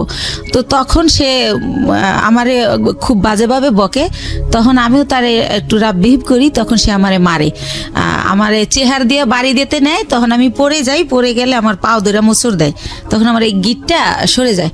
তো তখন আমি অনেক কান্না করি, আমার ছেলে খুব চিৎকার করে কান্না করে, আমার ছেলেকে আমি এত আদর করি, মানে কি বলবো, আর আমার ছেলে ওরকম। তখন বলে বাবা তোমার আম্মু নাটক করতেছে, অত ব্যথা পায় নাই। তখন ও বলে না মামা, আমার আম্মু সত্যি ব্যথা পাইছে, ও খুব কান্না করে। তারপর আমার সুমানা হসপিটালে নিয়ে গেলে ডক্টর জিজ্ঞেস করে এটা কিভাবে হলো, তখন আমারে মাপ চায়, দূরে থেকে হাত দিয়া যে বলিস না, মাপ চায়। তো তখন আমি কি বলবো, তখন আমি ব্যাপারটা না বলে তো ডক্টর বুঝবে না, তখন আমি বলি কি আমার হাজবেন্ড আমাকে এভাবে মারছে, আসলে তো হাজবেন্ড না, হাজবেন্ডের সাথে আমার যোগাযোগই নেই। তো এইভাবে ওই ব্যথাটা ভাইয়া হঠাৎ করে, যেহেতু ইন্ডিয়া যাতায়াত তো জানেন অনেক ঘন্টা বাসে বসে থাকতে হয়, তো অনেক ঘন্টা বসে আবার আসতে হয়, সে কারণে কি না হঠাৎ করে আমার ওই বাম পাটা আবার প্রচন্ড ব্যথা। তো আমার ছেলে আমাকে নিয়ে সরর দিতে গেল, ইয়াতে গেল, পঙ্গুতে গেল, তো তারা আবার রেফার করলো নিউরোলজি হসপিটালে। তো নিউরোলজিতে আমাকে বললো এমআরআই করতে হবে। তো এমআরআই ওইখানে সরকারি এমআরআইতে ফি কম, কিন্তু 15 দিন পরে সিরিয়াল পরে। তো এই 15 দিন তো আমি সহ্য করতে পারবো না, আর আমি বেকার থাকলে আমার বাচ্চারা কি খাবে। তখন আমি বেসরকারি ইয়াতে পপুলারে যাই, ওই পপুলারে আমার থেকে 13,000 টাকা নেয় এই টেস্টটার জন্য। তো এইভাবে আমি টেস্টটা করার পরে তারা বলে যে আমার ওই যে পুরানা যে মোচড় দিছিল সেইখানটার একটা আঘাত আছে রগে, ওই কারণে আমার এই প্রবলেমটা হয়। তো বইলা দেয় যে আমার হচ্ছে একেবারে 6 মাস বেড রেস্ট, সোজা শুয়ে থাকতে হবে। আমি যদি সোজা শুয়ে না থাকি তাহলে আমার এই রগের প্রবলেম যাবে না। তো এইভাবে ইনজেকশন দেয়, ওষুধ দেয়, কমে না, বলার পর এটা বলে। তা আমি এতদিন যদি শুয়ে থাকি আমার বাচ্চারা কি খাবে, আমি ঘর ভাড়া দেবো কি দিয়া। তো তখন আমার বাচ্চা সবাই কাছে এটা বলে যে আমার মার এই অবস্থা, খুবই কান্নাকাটি করে। তার বাবার নাম্বার জানি কার কাছ থেকে সংগ্রহ করে তারেও ফোন করে যে আম্মু এরকম হসপিটালে ভর্তি। তো কোনো জায়গা থেকে কেউই আসে না, আল্লাহর রহমতে কেউই হেল্প করে না। তো আমার পরিচিত যারা আর কি, যাদের সাথে একসাথে বিজনেস করতে যাই, ইন্ডিয়া যাই আসি, অনেকগুলো মহিলা, আমরা সবারই যার যার সংসারের প্রবলেম, তারা এটা করে থাকে। তো ওই সব আপারা আমারে বলে যে বাংলাদেশে তো তুমি সুস্থ হইতে অনেক টাইম লাগবে, থাকবে আর তোমার বাচ্চারা খাবে কি, তোমার আমরা কোলে করে শোয়াই শোয়াই বাসে করে ইন্ডিয়া নিয়ে যাই, হয়তো বা ইন্ডিয়া গেলে ভালো হবা। তো একটু তো আমার চলার ক্ষমতা নাহলে আমি ইন্ডিয়া কিভাবে যাব। তার মধ্যে একটা কথা বলি ভাইয়া, আমারে যখন ওই পপুলারে ওই একটা মেশিন মানে টলিতে শোয়াই দেয়, তো 2জন নার্স কেউ আমাকে হেল্প করলো না। আমার ছেলেকে বলে কি উঠাই দাও তোমার মাকে। তো আমার ছেলে তো আর অত বড় না, সে আমারে তাও কিভাবে জানে আল্লাহ জানে, ও আমারে কোলে করে শোয়াই দেয়। তো ওইভাবে আমার এমআরআই যখন শেষ আমি বের হই, তখনও কোনো একটা নার্স আমাকে ধরে না, বলে তোমার আম্মুকে নামাও। তো আমার ছেলে আমাকে জায়গায় নামাইতে গিয়ে ছেড়ে দেয়, মানে আমার ভার বহন করতে পারে না। তখন ভাইয়া ব্যথার মধ্যে আরো ব্যথা পাই, তো এত চিৎকার করতে থাকি। তখন ছেলে নিজের অপরাধী ভাবে যে আম্মু আমি তো আর ব্যথা দিলাম, তো নরে ঠান্ডা করার জন্য আমি বলি না কিছু হয় নাই, এমনি তো আমার ব্যথা তো এমনিই করে, তোমার জন্য না। তো আবার আমার সরর দিতে নিয়ে যায়, নিয়ে গেলে কি হয় ওখানে ইমার্জেন্সিতে একটা সাথে সাথে হাড়ের মধ্যে ইঞ্জেকশন দেয়, ওই ইঞ্জেকশনটা দিলে ব্যথাটা একটু কমে। এটা ও জানে, কয়েকবার নিছে। তো ও আমার আর ওই ইয়ে থেকে পপুলার থেকে বাসায় না নিয়ে যায় সরর দিতে। তো ওই দিন এইভাবে যাওয়ার সময় যাই, যে সিএনজিটা দিয়ে নিয়ে যায়, তো ওই সিএনজি ড্রাইভারকে আমার ছেলে বলে, যেহেতু আমার ছেলে ছোট মানুষ, আমার বাসা থাকে তখন লেক সিটি হাউজিংয়ে, এ বলক রোড নাম্বার 1 ওই বাড়িতে থাকি। তো বলে কি যে আঙ্কেল আপনার গাড়ি কোন দিকের? তো বলে এই যে মোহাম্মদপুর 3 রাস্তার। তো বলে কি যে আম্মুরে তো প্রতিদিন সন্ধ্যায় ইঞ্জেকশন দিতে নিয়ে যেতে হয়, নিউরোলজিতে অথবা সরর দিতে, প্রতিদিনই মানে কয় ঘন্টা পরে জানি আমার ব্যথাটা বেড়ে যায়, আমার এটা মনে নেই। তখন বলে যে আপনি যদি নাম্বার দিয়ে যেতেন, ফোন দিলে আপনি এসে একটু নিয়ে যেতেন আমাদের, নাহলে আমি আম্মুরে রাইখা গাড়ি আনতে যাই, ড্রাইভাররা ভিতরে আসতে চায় না। তো এইভাবে ওই আমার ছেলে এই নাম্বারটা নেয় ওই ড্রাইভারের। তো তারপরে পরের দিন হচ্ছে আমার নিউরোলজিতে ওই যে রিপোর্ট নিয়ে যেতে হবে এমআরআই, যে আমার কি পজিশন দেখাইতে। তো উনি ফোন করে, আমার ছেলে আসে, তো যাই। তো গেলে কি হয়েছে, সরকারি তো সিরিয়াল থাকবেই। তো আমার ছেলে বলে আঙ্কেল আপনি কি একটু ওয়েট করে আমাদের নিয়ে যাবেন আবার বাসায়? ঠিক আছে বাবা নিয়ে যাব। তো উনি বসে, তো দেখি আধা ঘন্টা, তারপর আমার সামনে আরো 5 জন। তো আমি ফোন দিয়ে বলি যে ভাইয়া আপনি চলে যান, আমার অনেক লেট হবে। তো উনি বলে যে না আমি বসি, আপনি আবার পরে সিএনজি কোথায় পাবেন, তাছাড়া তো আমি আপনার সবসময় নেই, উনি ইচ্ছা করেই থাকে। তারপরে হচ্ছে এই লোকটা কি করে যে বসে থাকে। তো আমার যখন সব কাজ শেষ আমি আসি, তো আমি তো হুইল চেয়ারে থাকি, তখন আমি পায়ে হাঁটতে পারি না ভাইয়া, হুইল চেয়ারে আসি ওই গাড়ি পর্যন্ত। এখন ওই গাড়ি পর্যন্ত হুইল চেয়ার নামানো যাবে না, সিঁড়ি। তো সেজন্য আমার ছেলে তো আমার কোলে করেও নিতে পারতেছে না। তো আমার ছেলে বললো আঙ্কেল আপনি একটু আমার আম্মুর এক সাইড দিয়ে হাত ধরেন, আমি এক সাইড দিয়ে ধরি। তো এইভাবে আমার নিল। তা আমার বাসায় যখন নামাই দিল, আমি চিন্তা করলাম লোকটা প্রায় 1-1.5 ঘন্টা বসে আসিল, তো উনি তো এতক্ষণে অনেক টাকা মারতে পারতো। এমনি ওনার আমার যাতায়াত ভাড়া হয় 400 টাকা নিউরোলজি থেকে আমার বাসা যেহেতু মোহাম্মদপুরে। তো আমি ওনার একটা 1000 টাকার নোট দেই। তখন উনি বলে আপা আমার কাছে ভাঙতি নেই, আমি প্রথম আপনাকে নিছি। তো আমি বলি ভাইয়া ভাঙতি লাগবে না, পুরাটাই আপনাকে দিছি, আপনি তো অনেকক্ষণ বসেছিলেন। তো তারপরে যেহেতু আমার ডাক্তার বলে যে যতদিন অসহ্য ব্যথা না কমে প্রতিদিন সন্ধ্যায় ইঞ্জেকশন দিতে হবে, তো সে কারণে প্রতিদিন সন্ধ্যায় উনি আসে আমার নিয়ে যায় এই সিএনজিওয়ালা। এর মধ্যে ভাইয়া বলে রাখি আমার ছেলের হচ্ছে ইন্টারের টেস্ট পরীক্ষা। তো সে কারণে কি হয়, ছেলের যে টাইমে আমার ইঞ্জেকশন দিতে যাও ওই টাইমে ছেলের স্যার আসে, তো ছেলে উঠাই দেয় যে আঙ্কেল তো দিয়েই যাবে, যেহেতু আঙ্কেল বাসা চেনে। তো এইভাবে উনি আমার দিয়ে যায় নিয়ে যায় বিনামূল্যে ভাড়া দেই। তো এইভাবে হয়। তো যখন একটু আমি মোটামুটি দাঁড়াতে পারি, তখন ওই আমার ওই যে আপারা যাগোর সাথে ইন্ডিয়া যাই, তাদের সাথে আমি ইন্ডিয়া চলে যাই ওখানে আবার ডাক্তার দেখাই অর্থোপেডিক, ওনারা আমার কিছু দেয়, ওইখানে থেরাপি দেয়, তারপরে মেডিসিন দেয়। তো মোটামুটি আল্লাহর রহমতে আমি যাই, কিন্তু হুইল চেয়ারে বলতে গেলে আসার সময় আমি হাইটে আসতে পারি। এভাবে আমি ভালোভাবে বাসায় আসি। তো উনি এখন তার আমি ইঞ্জেকশন দিতে যাই না, কিন্তু উনি এমনি ফোন দেয়, আপা কেমন আছেন, কই কি করেন, এরকম ফোন টোন দিতে থাকে। তো আমার যেহেতু অনেক ওইখান থেকে আমার মাল নিয়ে আসতে হয়, সেই মালগুলো আমার ভাইয়া মার্কেটে পৌঁছাতে হয়। পলোয়ালে আপনার খদ্দর বাজার, এনএসকো টাওয়ার, শ্যাম্পু, সেন্ট, সোনো, এগুলো দিয়ে আপনার সংসার চলতো, মানে এই বিজনেস করে? জি এইটা দিয়েই আমি চলি। তারপরে ভাইয়া ওই মালগুলো তো আবার পৌঁছাতে হয়, তো ওনারাই আমি ফোন দেই ইন্ডিয়া থেকে এসে ওই মাল দেওয়ার জন্য। তো তারপরে এইভাবে ওনার গাড়িতেই এই মার্কেটেটা দেই, উনি ওয়েট করে, আবার ওই মার্কেটে যাই, উনি ওয়েট করে। তো এইভাবে পরবর্তীতে যখন আবার আমি ইন্ডিয়া যাই, তো যেহেতু ওখানে যাওয়ার পর ওই যে পায়েরটা যে আগের বার দেখাই আসলাম, তো ডক্টর বলে যে হচ্ছে কি ওই ওখানকার ডক্টরদের ব্যবহার এত সুন্দর। তো আমার এই মা করে কথা বলে যে মা আপনার কি এখন কি অবস্থা কি জানতে চাই, বলি। তারপর বলে মা আপনি 3টা দিন এবার এখানে থাকেন, 3 দিন যদি আপনার থেরাপিটা দেওয়া হয় এখানে তাহলে আপনি 100% সুস্থ হয়ে যাবেন। আর যেহেতু আমি বলছি যে আমি এই কাজ করে খাই, তো যেহেতু আপনি একটা কাজ করে খান তাহলে আপনি লেন্থি নেওয়ার দরকার নেই। তো সে কারণে আমি ওই থেরাপির জন্য 3 দিন যে থাকবো সেই 3 দিন আবার আজকাল পর সেরকম না ভাইয়া, গ্যাপ দিয়ে। তো এভাবে আমার প্রায় 10-11 দিন ভারতে থাকতে হয়। আচ্ছা। তো 10-11 দিন পরে যখন আমি বাংলাদেশে আসি, বাংলাদেশে ঢোকার সাথে সাথে ওনার খালি ওই মিস কল অ্যালার্টে ওনার নাম্বার, মানে যে ওনার নাম হাসান। আচ্ছা, তো সিনজিওয়ালা ভদ্রলোকের নাম হচ্ছে হাসান। হাসান, হ্যাঁ। তো উনি হচ্ছে এত আসতেছে ওনার মেসেজ। তো আমি আবার ভাইয়া বাসে উঠলে মাথা ঘোরে একটু, সেজন্য ফোনও ইউজ করি না, খুব জরুরি ছাড়া হ্যালো বলি না, ফোন থুয়ে দেবে আগে। তো এত SMS, তারপর আমি একটু ব্যাক করলাম যে ভাইয়া এতবার ট্রাই করছেন কেন? তো বললো আপনি কোথায় ছিলেন, মানে সে বলতে স্যার চিৎকার করে কাঁদতেছে, 11 দিন হয়ে গেছে আপনার কোনো খোঁজ নাই, আপনি কি মানুষ, আপনি এরকম পারলেন কি করে? এই সেই উনি ওনার মতো বলেই যাচ্ছে নন স্টপ। তো আমি বলি যে ভাইয়া আমি তো ভাবছিলাম 2 দিন পর আসবো, কিন্তু আমার অসুস্থতার কারণে আমার 11 দিন লাগছে। তো হ্যাঁ, উনি বলতে স্যার কাঁদতেছে, ওনার নাকি অনেক কষ্ট হচ্ছিল, উনি খুব মিস করছিল, উনি আমার বাসার সামনে যে ঘুরে আসতো, এভাবে বলতেছে।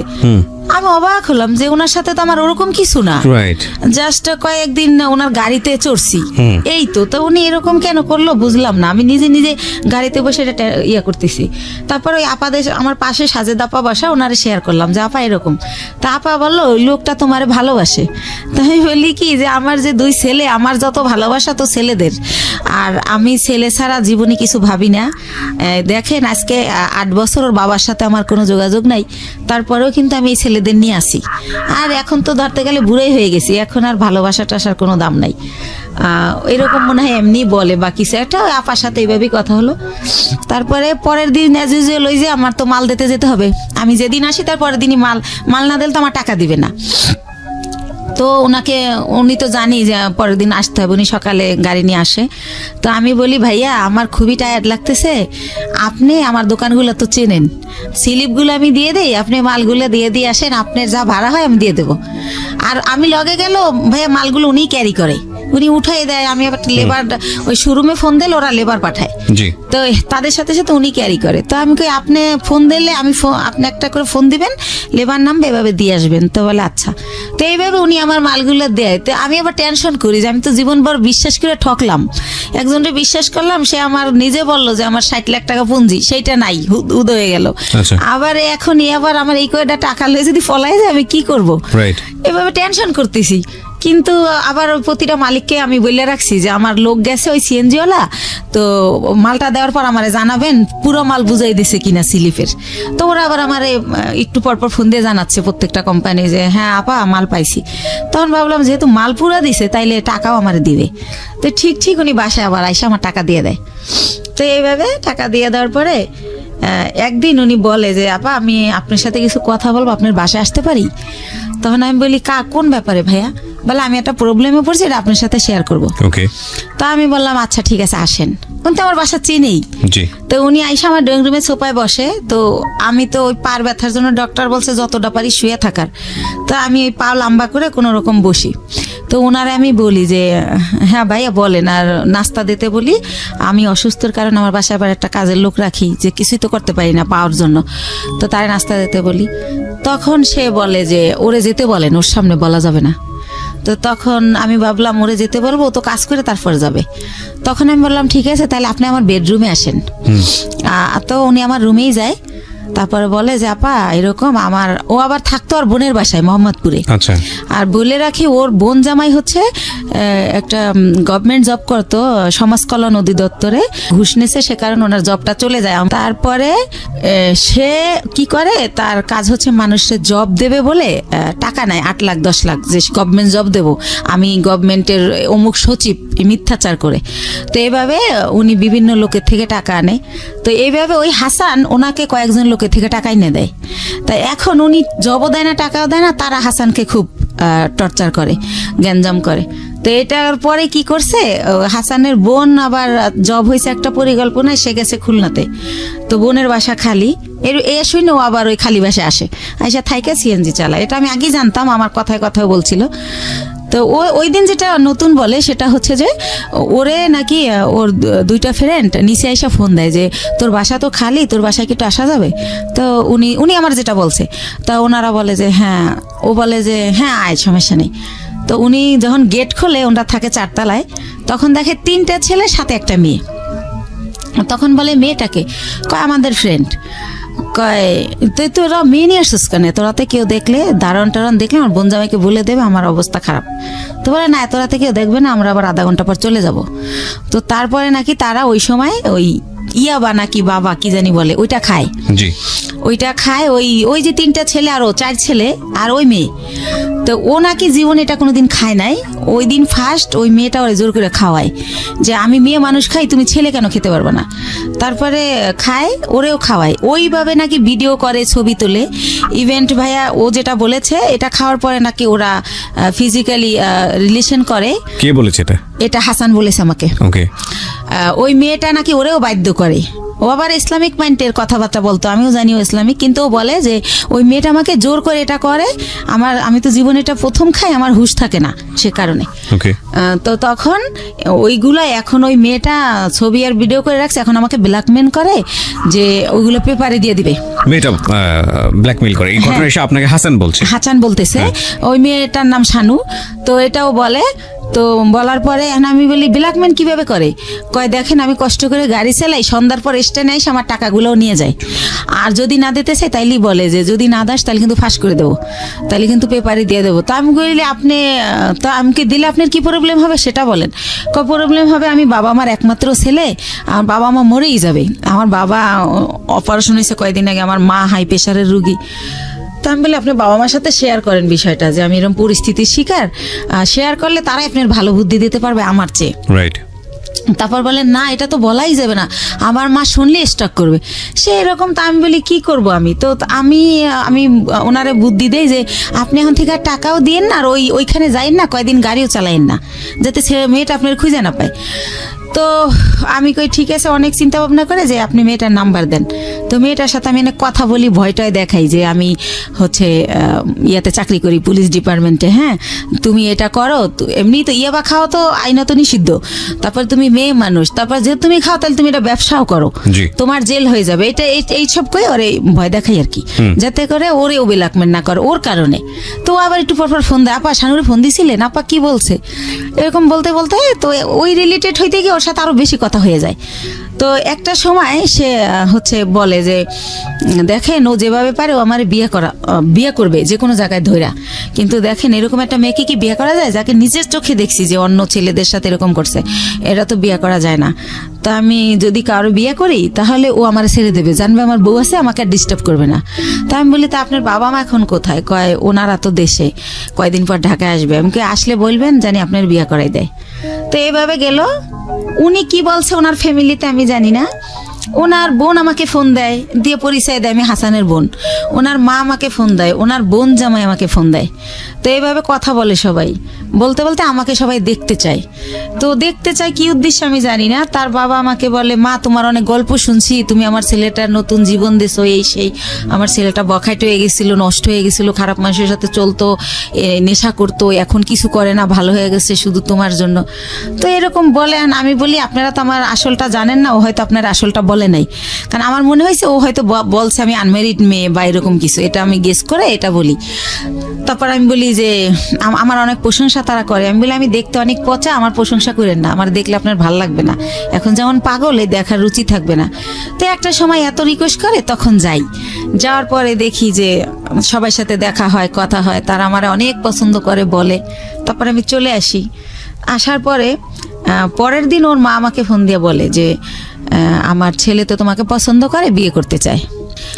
এটা ওর মা যখন বলে আমি ভাইয়া একদম কি বলে গাছে থেকে পড়ি যে কি বলে এটা। তখন আমি বলি যে ওর মারে আবার আমি মাই বলি যখন ওদের বাসায় যাই, যেহেতু ও বলে পরিচয় দেশে বন্টন করে। তো বলি যে মা আপনি এটা কি বলেন? আমি হচ্ছে আমার বেবি আছে, আমি বিবাহিত, আমি ওর কিন্তু 2টা বিয়ে, এটা আমি আগে জানতাম না, এটা আমি পরে বের হয়েছে আমার বিয়ের পরে। আর আপনার ছেলে তো আনমেরিড, আপনি একটা আনমেরিড মেয়ে বিয়ে করাবেন, আমাকে কেন?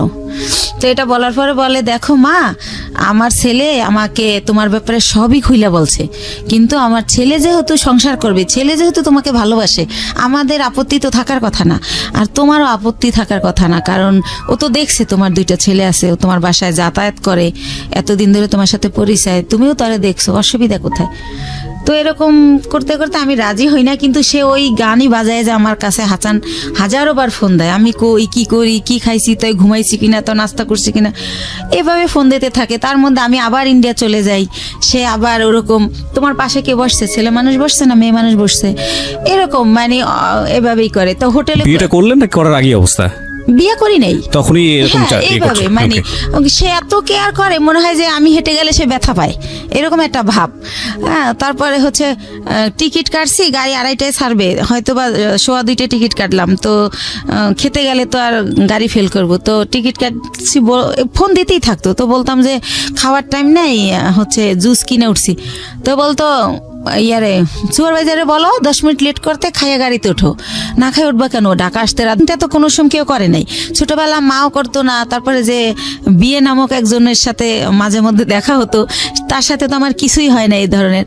তো ওই ব্যাপারগুলো আমার খুব ভালো লাগতো, যে আল্লাহ আমি খাইলাম কিনে ডেনে টেনশন করে, রাতের 1টা বাজে আমার অনলাইনে দেখলে, এই এখনো ঘুমাও না কেন, ঘুমাও, এর মধ্যে তুমি কথা বলা শুরু হলো, তো সেও তুমি বলে, আমিও তুমি বলি, আর ভাইয়া আপু বলি না, হেও আপু বলেন, আমিও ভাইয়া বলি না, তো এরকম। তো একটা পর্যায়ে হচ্ছে সে মাঝে মধ্যেই বাসায় যেতে চায়, তখন আমি চিন্তা করলাম যে আমার ছেলে যেহেতু বড় হয়েছে, তো এই ব্যাপারটা আমার ছেলে খারাপ ভাবে নেবে, বা আমার ছেলে আমার ঘৃণা করবে, ছেলে আমার খারাপ ভাববে। তো আমার ছেলেকে না আমি একদিন বলি যে বাবা এরকম এরকম ব্যাপার, তো আমার ভাগ্নে আছে ইমরান, বড় বোনের ছেলে, ওর কাছে বলি, আমার বোনের মেয়ের কাছে বলি। তো বলার পরে বলতেছে যে একটা মেয়ের বিয়ে, স্বামী, সংসার যে একটা জিনিস, আপনার তো সেটা হয় নাই, আমরা তো সবই জানি, তো যেহেতু তার সে একা কইলে আমরা নিষেধ করতাম, আমার ভাগ্নিগো বিয়ে হয়ে গেছে, এরকম বড়রা বিয়ে হয়েছে, বাচ্চা হয়েছে, এক ভাগ্নির হচ্ছে ছেলে হয়েছে। তো বলতেছে যে যেহেতু তার বাবা মাও আপনার নিতে চাইতে, তো আপনার খুশি হওয়ার কথা। তো আমি কই কিভাবে খুশি হব, সে তো ড্রাইভার, আর একজন ড্রাইভার কয় টাকা আর্ন করে, সে আমারে খাবে না আমার বাচ্চা খাবে, আমার তো সে সারা জীবন এই কাজ করেই খেতে হবে, তাহলে আর বিয়ে বয়ে লাভ কি? তো একটা সময় এভাবে বলিও, নিজে ওদেরকে অ্যান্সার করি, কিন্তু আবার সে যখন কথা বলে খুব ভালো ভালো সুন্দর সুন্দর করে, তখন আবার তার জন্য আমার মায়া লাগে। তো এরকম করতে করতে একটা সময় চিন্তা করলাম যে টুকটাক করে বাসা আসে, ছেলে ব্যাপারটা খারাপভাবে নিবে, তো ছেলেরে ভাগ্নারে দিয়ে ছেলেরে জিজ্ঞেস করাইলাম, ভাগ্না বললো যে না আমার ছেলে রাজি, আমি সরাসরি জিজ্ঞেস করলাম না লজ্জায়। তো তারপরে আমরা বিয়ে করে ফেললাম। বিয়ে করলাম হচ্ছে ভাইয়া এই যে মার্চ মাস গেল, এর আগের মার্চের 13 তারিখে। তো বিয়ে করলাম বলতে এভাবে বিয়ে করার পরে সে আমার বাসায় থাকা শুরু করলো, আর হচ্ছে আমি বললাম যে সিএনজি আর চালাইও না, মানে একজনের ড্রাইভার আমার হাজবেন্ড একটু লাগে, কারণ এইরকম ফ্যামিলির তো মেয়ের আমি না, হয়তো আমি ভাগ্যোদশে কষ্ট করতেছি। তো পরে ওর ভিসা, পাসপোর্ট করলাম, ভিসা লাগাইলাম যে আমার সাথে সাথে ইন্ডিয়া যাবা, দুইজনে মিলে ব্যবসা করি। আরও একটা চিন্তা করলাম ভাই, এই ব্যবসায় হচ্ছে অনেক মাল তো ওয়েট হয়, একটা ছেলে আসলেই দরকার হয়। যেবার আমার ছেলে আমার সাথে যায় আমি একটু অনেক শান্তি পাই, আমার কষ্ট কম হয়। ছেলে না গেলে 4-5টা ব্যাগ আমার যদি লেবার না পাই আমার ক্যারি করতে হয়, অনেক কষ্ট হয়। তো সব কিছু মিলে টিলে ভাবলাম যে ঠিক আছে, ওর ফ্যামিলিও ছোট, 1 ভাই 1 বোন, বোনেরও বিয়ে হয়ে গেছে, বাবা মাই তো আছে, ঝামেলা নাই, করে ফেলি। তো এইভাবে যাই হোক বিয়েটা হলো, খুব ভালো, শ্বশুর শাশুড়ি খুব ভালোবাসে। তো এরপরে রোজা চলে আসলো, ঈদের সময় আমি শ্বশুর শাশুড়ি সবার জন্য গিফট কিনলাম। শাশুড়ি আবার বলে বলে দিল তার বোনের ছেলে, বোনের মেয়ে, তাদের যত আত্মীয় আছে সবার জন্য কিনতে, বাস কিনলাম, তো দিলাম। তো আমার শাশুড়ি আবার আমার 2000 টাকা দিল একটা ড্রেস কিনতে। আর আমার হাজবেন্ড এর মধ্যে ভিসা পাসপোর্টের কাজ চলতেছে, সে আর যায় না এতদিনে ইন্ডিয়া, তারে সব কিছু দিলাম, প্রতিদিন তারে 500-1000 টাকা পকেট খরচ দিচ্ছি, মানে দিয়ে রাখতেছি, যখন শেষ আবার দিচ্ছি, এরকম এভাবে চলতেছে। তো তারপর আমি আরো একবার গেলাম একা। তো এর পরের বার সে আমার সাথে গেল। তো যেহেতু সে আমার সাথে গেল, এখন যদি ভাইয়া যেখানে ব্যবসা করি সবাই আমাকে অনেক রেসপেক্ট করে।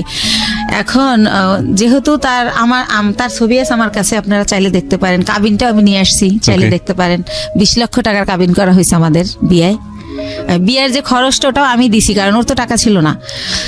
তো ওর মাই শিখাই দিছিল যে 20 লক্ষ টাকার কাবিন করবা, না হলেও যদি পরে আবার কেউ বিয়ে টিয়া করে কম টাকার কাবিন থাকলে বেশি হলে আর করতে সাহস পাবে না। তো এইসব দেখে না মনে হয়তো ওর মা বাবা ওর চেয়ে আমার বেশি ভালোবাসে। আর যেহেতু আমি ছোটবেলা থেকে ভালোবাসার খুব অভাবী ছিলাম, ওদের ভালোবাসাগুলো পেয়ে না আমি এত হ্যাপি হয়েছিলাম বলার মতো না। তো এইভাবে চলতে থাকে। এর মধ্যে আমার শাশুড়ি আমারে বলে যে গত বছর অক্টোবরে যে শাহনাজের তো বিয়ে হয়েছে 5 বছর, তো ভদ্রলোকের আবার আগের ঘরে বউ বাচ্চা আছে, আমার ননদ্রে বিয়ে করে হচ্ছে অন্যভাবে, যাই হোক সেটা বলবো না। তো যাই হোক, পরে বলে যে ওর তো অনুষ্ঠান করা হয় না, দেশের কেউ জানে না, তো এবার ডিসেম্বরে তোমার আর ওর অনুষ্ঠান একসাথে করবো আমরা। ডিসেম্বরের 26 তারিখে ডেট করছে। তো আমি বললাম আচ্ছা ঠিক আছে। আমার শরম, আমি আবার এটা বললাম যে মা আমারটা করেন না, শাহনাজেরটা করেন, যা যা করার আমি করব, টাকা পয়সা যা লাগে আমি দেবো, কিন্তু আমারটা করেন না, আমার লজ্জা লাগে। আচ্ছা। তো এটা আমি বলার পরে উনি হচ্ছে অনুষ্ঠান। তখন কি আপনার মানে জাহিদ তো আগের হাজবেন্ডের নাম? হ্যাঁ। ওর সাথে কি ডিভোর্স হয়ে গেছে নাকি? জাহিদকে ওইটা আমি বলি না ভাইয়া, জাহিদকে আমি 14 সালে ডিভোর্স দিই। 14 সালে ডিভোর্স দিয়ে দিয়েছেন? ডিভোর্স এর জন্য দেই যে আবার কখন হুট করে আইসা দাবি করে, সেজন্য আমি 14 সালে ওরে ডিভোর্স দিয়ে দেই। ওকে। তো ও কি করে যে এভাবে বলে, তো বলার পরে লিস্ট আসতে থাকে, যেহেতু বিয়ে করা গ্রামে অনুষ্ঠান করবে, এটা লাগবে সেটা লাগবে। তো আমি যখন ইন্ডিয়া যাই আমার ননদ ফোন করে বলে যে আমার জন্য লেহেঙ্গা আনবা, আমি বিয়ের দিন পরবো। তো তার জন্য আমি অনেক সুন্দর দেখে একটা 12,000 টাকায় লেহেঙ্গা কিনে নিয়ে আসি। তারপরে যা যা বলে মোটামুটি, এবার আমার শাশুড়ি আমার লিস্ট দেয় যে আমার দাদি শাশুড়ি, আমার নানি শাশুড়ি, আমার মামা শ্বশুরের শাশুড়ি সবার জন্য কাপড় কিনতে বলে। এটা কি তাদের এলাকার নিয়ম কিনা আমি জানি না, আমাকে কিনতে বলে, তো তাও আমি কিনি। আর এর মধ্যে ভাইয়া একটা কথা বলে রাখি, হাসান আমার বাসায় যখন যায়, সিএনজির যে কালারের জানেন তো ড্রেস, তো ওই কালারের একটা প্যান্ট থাকে নর্মাল, আর ওই সিএনজির একটা শার্ট, এইটা পরে কিন্তু আমার বাসায় যায়। কিন্তু এর মধ্যে ওরে আমি অনেক প্যান্ট শার্ট, অনেক ঘড়ি, যা বলেন মানে সুন্দর দেখানোর জন্য যা যা প্রয়োজনীয়, কমপ্লিট স্যুট, শু, মানে ওর পুরো গেট আপ টেট আপ আমি চেঞ্জ করে ফেলি। তো ওর বোন দেখে বলে আল্লাহ রে, আমার ভাইয়ারে তো রাজপুত্র বানাই ফেলাইছে আমার ভাবি, আমার ভাইয়ারে এত সুন্দর লাগে তা আগে বুঝতাম না। এইভাবে সবাই বলে। তো এইভাবে চলতে থাকে। আর আমি তো ভাইয়া কষ্ট করি ঠিক আছে, কিন্তু আমার ছেলেরা তো ওইভাবে বড় হয় নাই। তো আমি ভালো বাসায় থাকি, আমার বাসায় 2টা দারোয়ান, আমার ওরকম ফ্ল্যাটে আমি থাকি হাইফাই ভাবে। তো ফ্ল্যাটে যেহেতু যে বাসায় উনি এভাবে যাওয়ার পরে তারা তো সন্দেহ করবে যে এই পুরুষটা এর বাসায় ঢোকে কেন, আমার নেগেটিভ ভাবে নিবে। তো তাদেরকে আমি পরে বলে দেই যে ভাইয়া ওকে আমি বিয়ে করে ফেলছি, এরকম হয়। আবার আমি যখন ইন্ডিয়া নিয়ে যাই দেখি কানাকানি করে মালিক কর্মচারীরা যে একে, কারণ আগে তো আমি যেতাম, আমার সাথে আমার ছেলে যেত, তখন যদি ভাবে। আপনার ছেলের বয়স কত ছিল যখন ওই ভদ্রলোককে বিয়ে করলেন হাসানকে? এই তো 1.5 বছর আগে। আমার ছেলের তো 2001-এ জন্ম, 18 চলে। তো ওরা রাজি ছিল বিষয়টা নিয়ে? হ্যাঁ রাজি ছিল, যে হাসানকে তারা বাবা হিসেবে নিতে চাচ্ছে বা এরকম। বাবা বলে না, আঙ্কেল ডাকে, কিন্তু আপনার হাজবেন্ড হিসেবে অনুমতি দিছে। আচ্ছা ঠিক আছে, ওকে। তো কি করে না, অনুমতি না দিলে তো আমি করতেই পারতাম না, করতামই না, সত্য কথা যেটা, আমার সন্তান সবার আগে। তো তারপরে আমি দেখি ওরা কানাখোসা করে, তখন আমি ভাবি যে আমার সম্মানটা তো নষ্ট হয়ে যাবে। তো তখন আমি মালিককে ডেকে বলি যে ভাইয়া কানাখোসা করার কিছুই নাই, ও আমার কোনো বয়ফ্রেন্ড না বা কোনো অন্যরকম কিছু না। ভারতে আবার অনেক মেয়েরা কি করে ভাইয়া অন্য একটা ছেলের সাথে চলে যায়, তো এরকম একটা প্রবাদ আছে। তখন আমি বলি ভাইয়া আমি তো রিসেন্টলি বিয়ে করে ফেলছি, ও আমার হাজবেন্ড।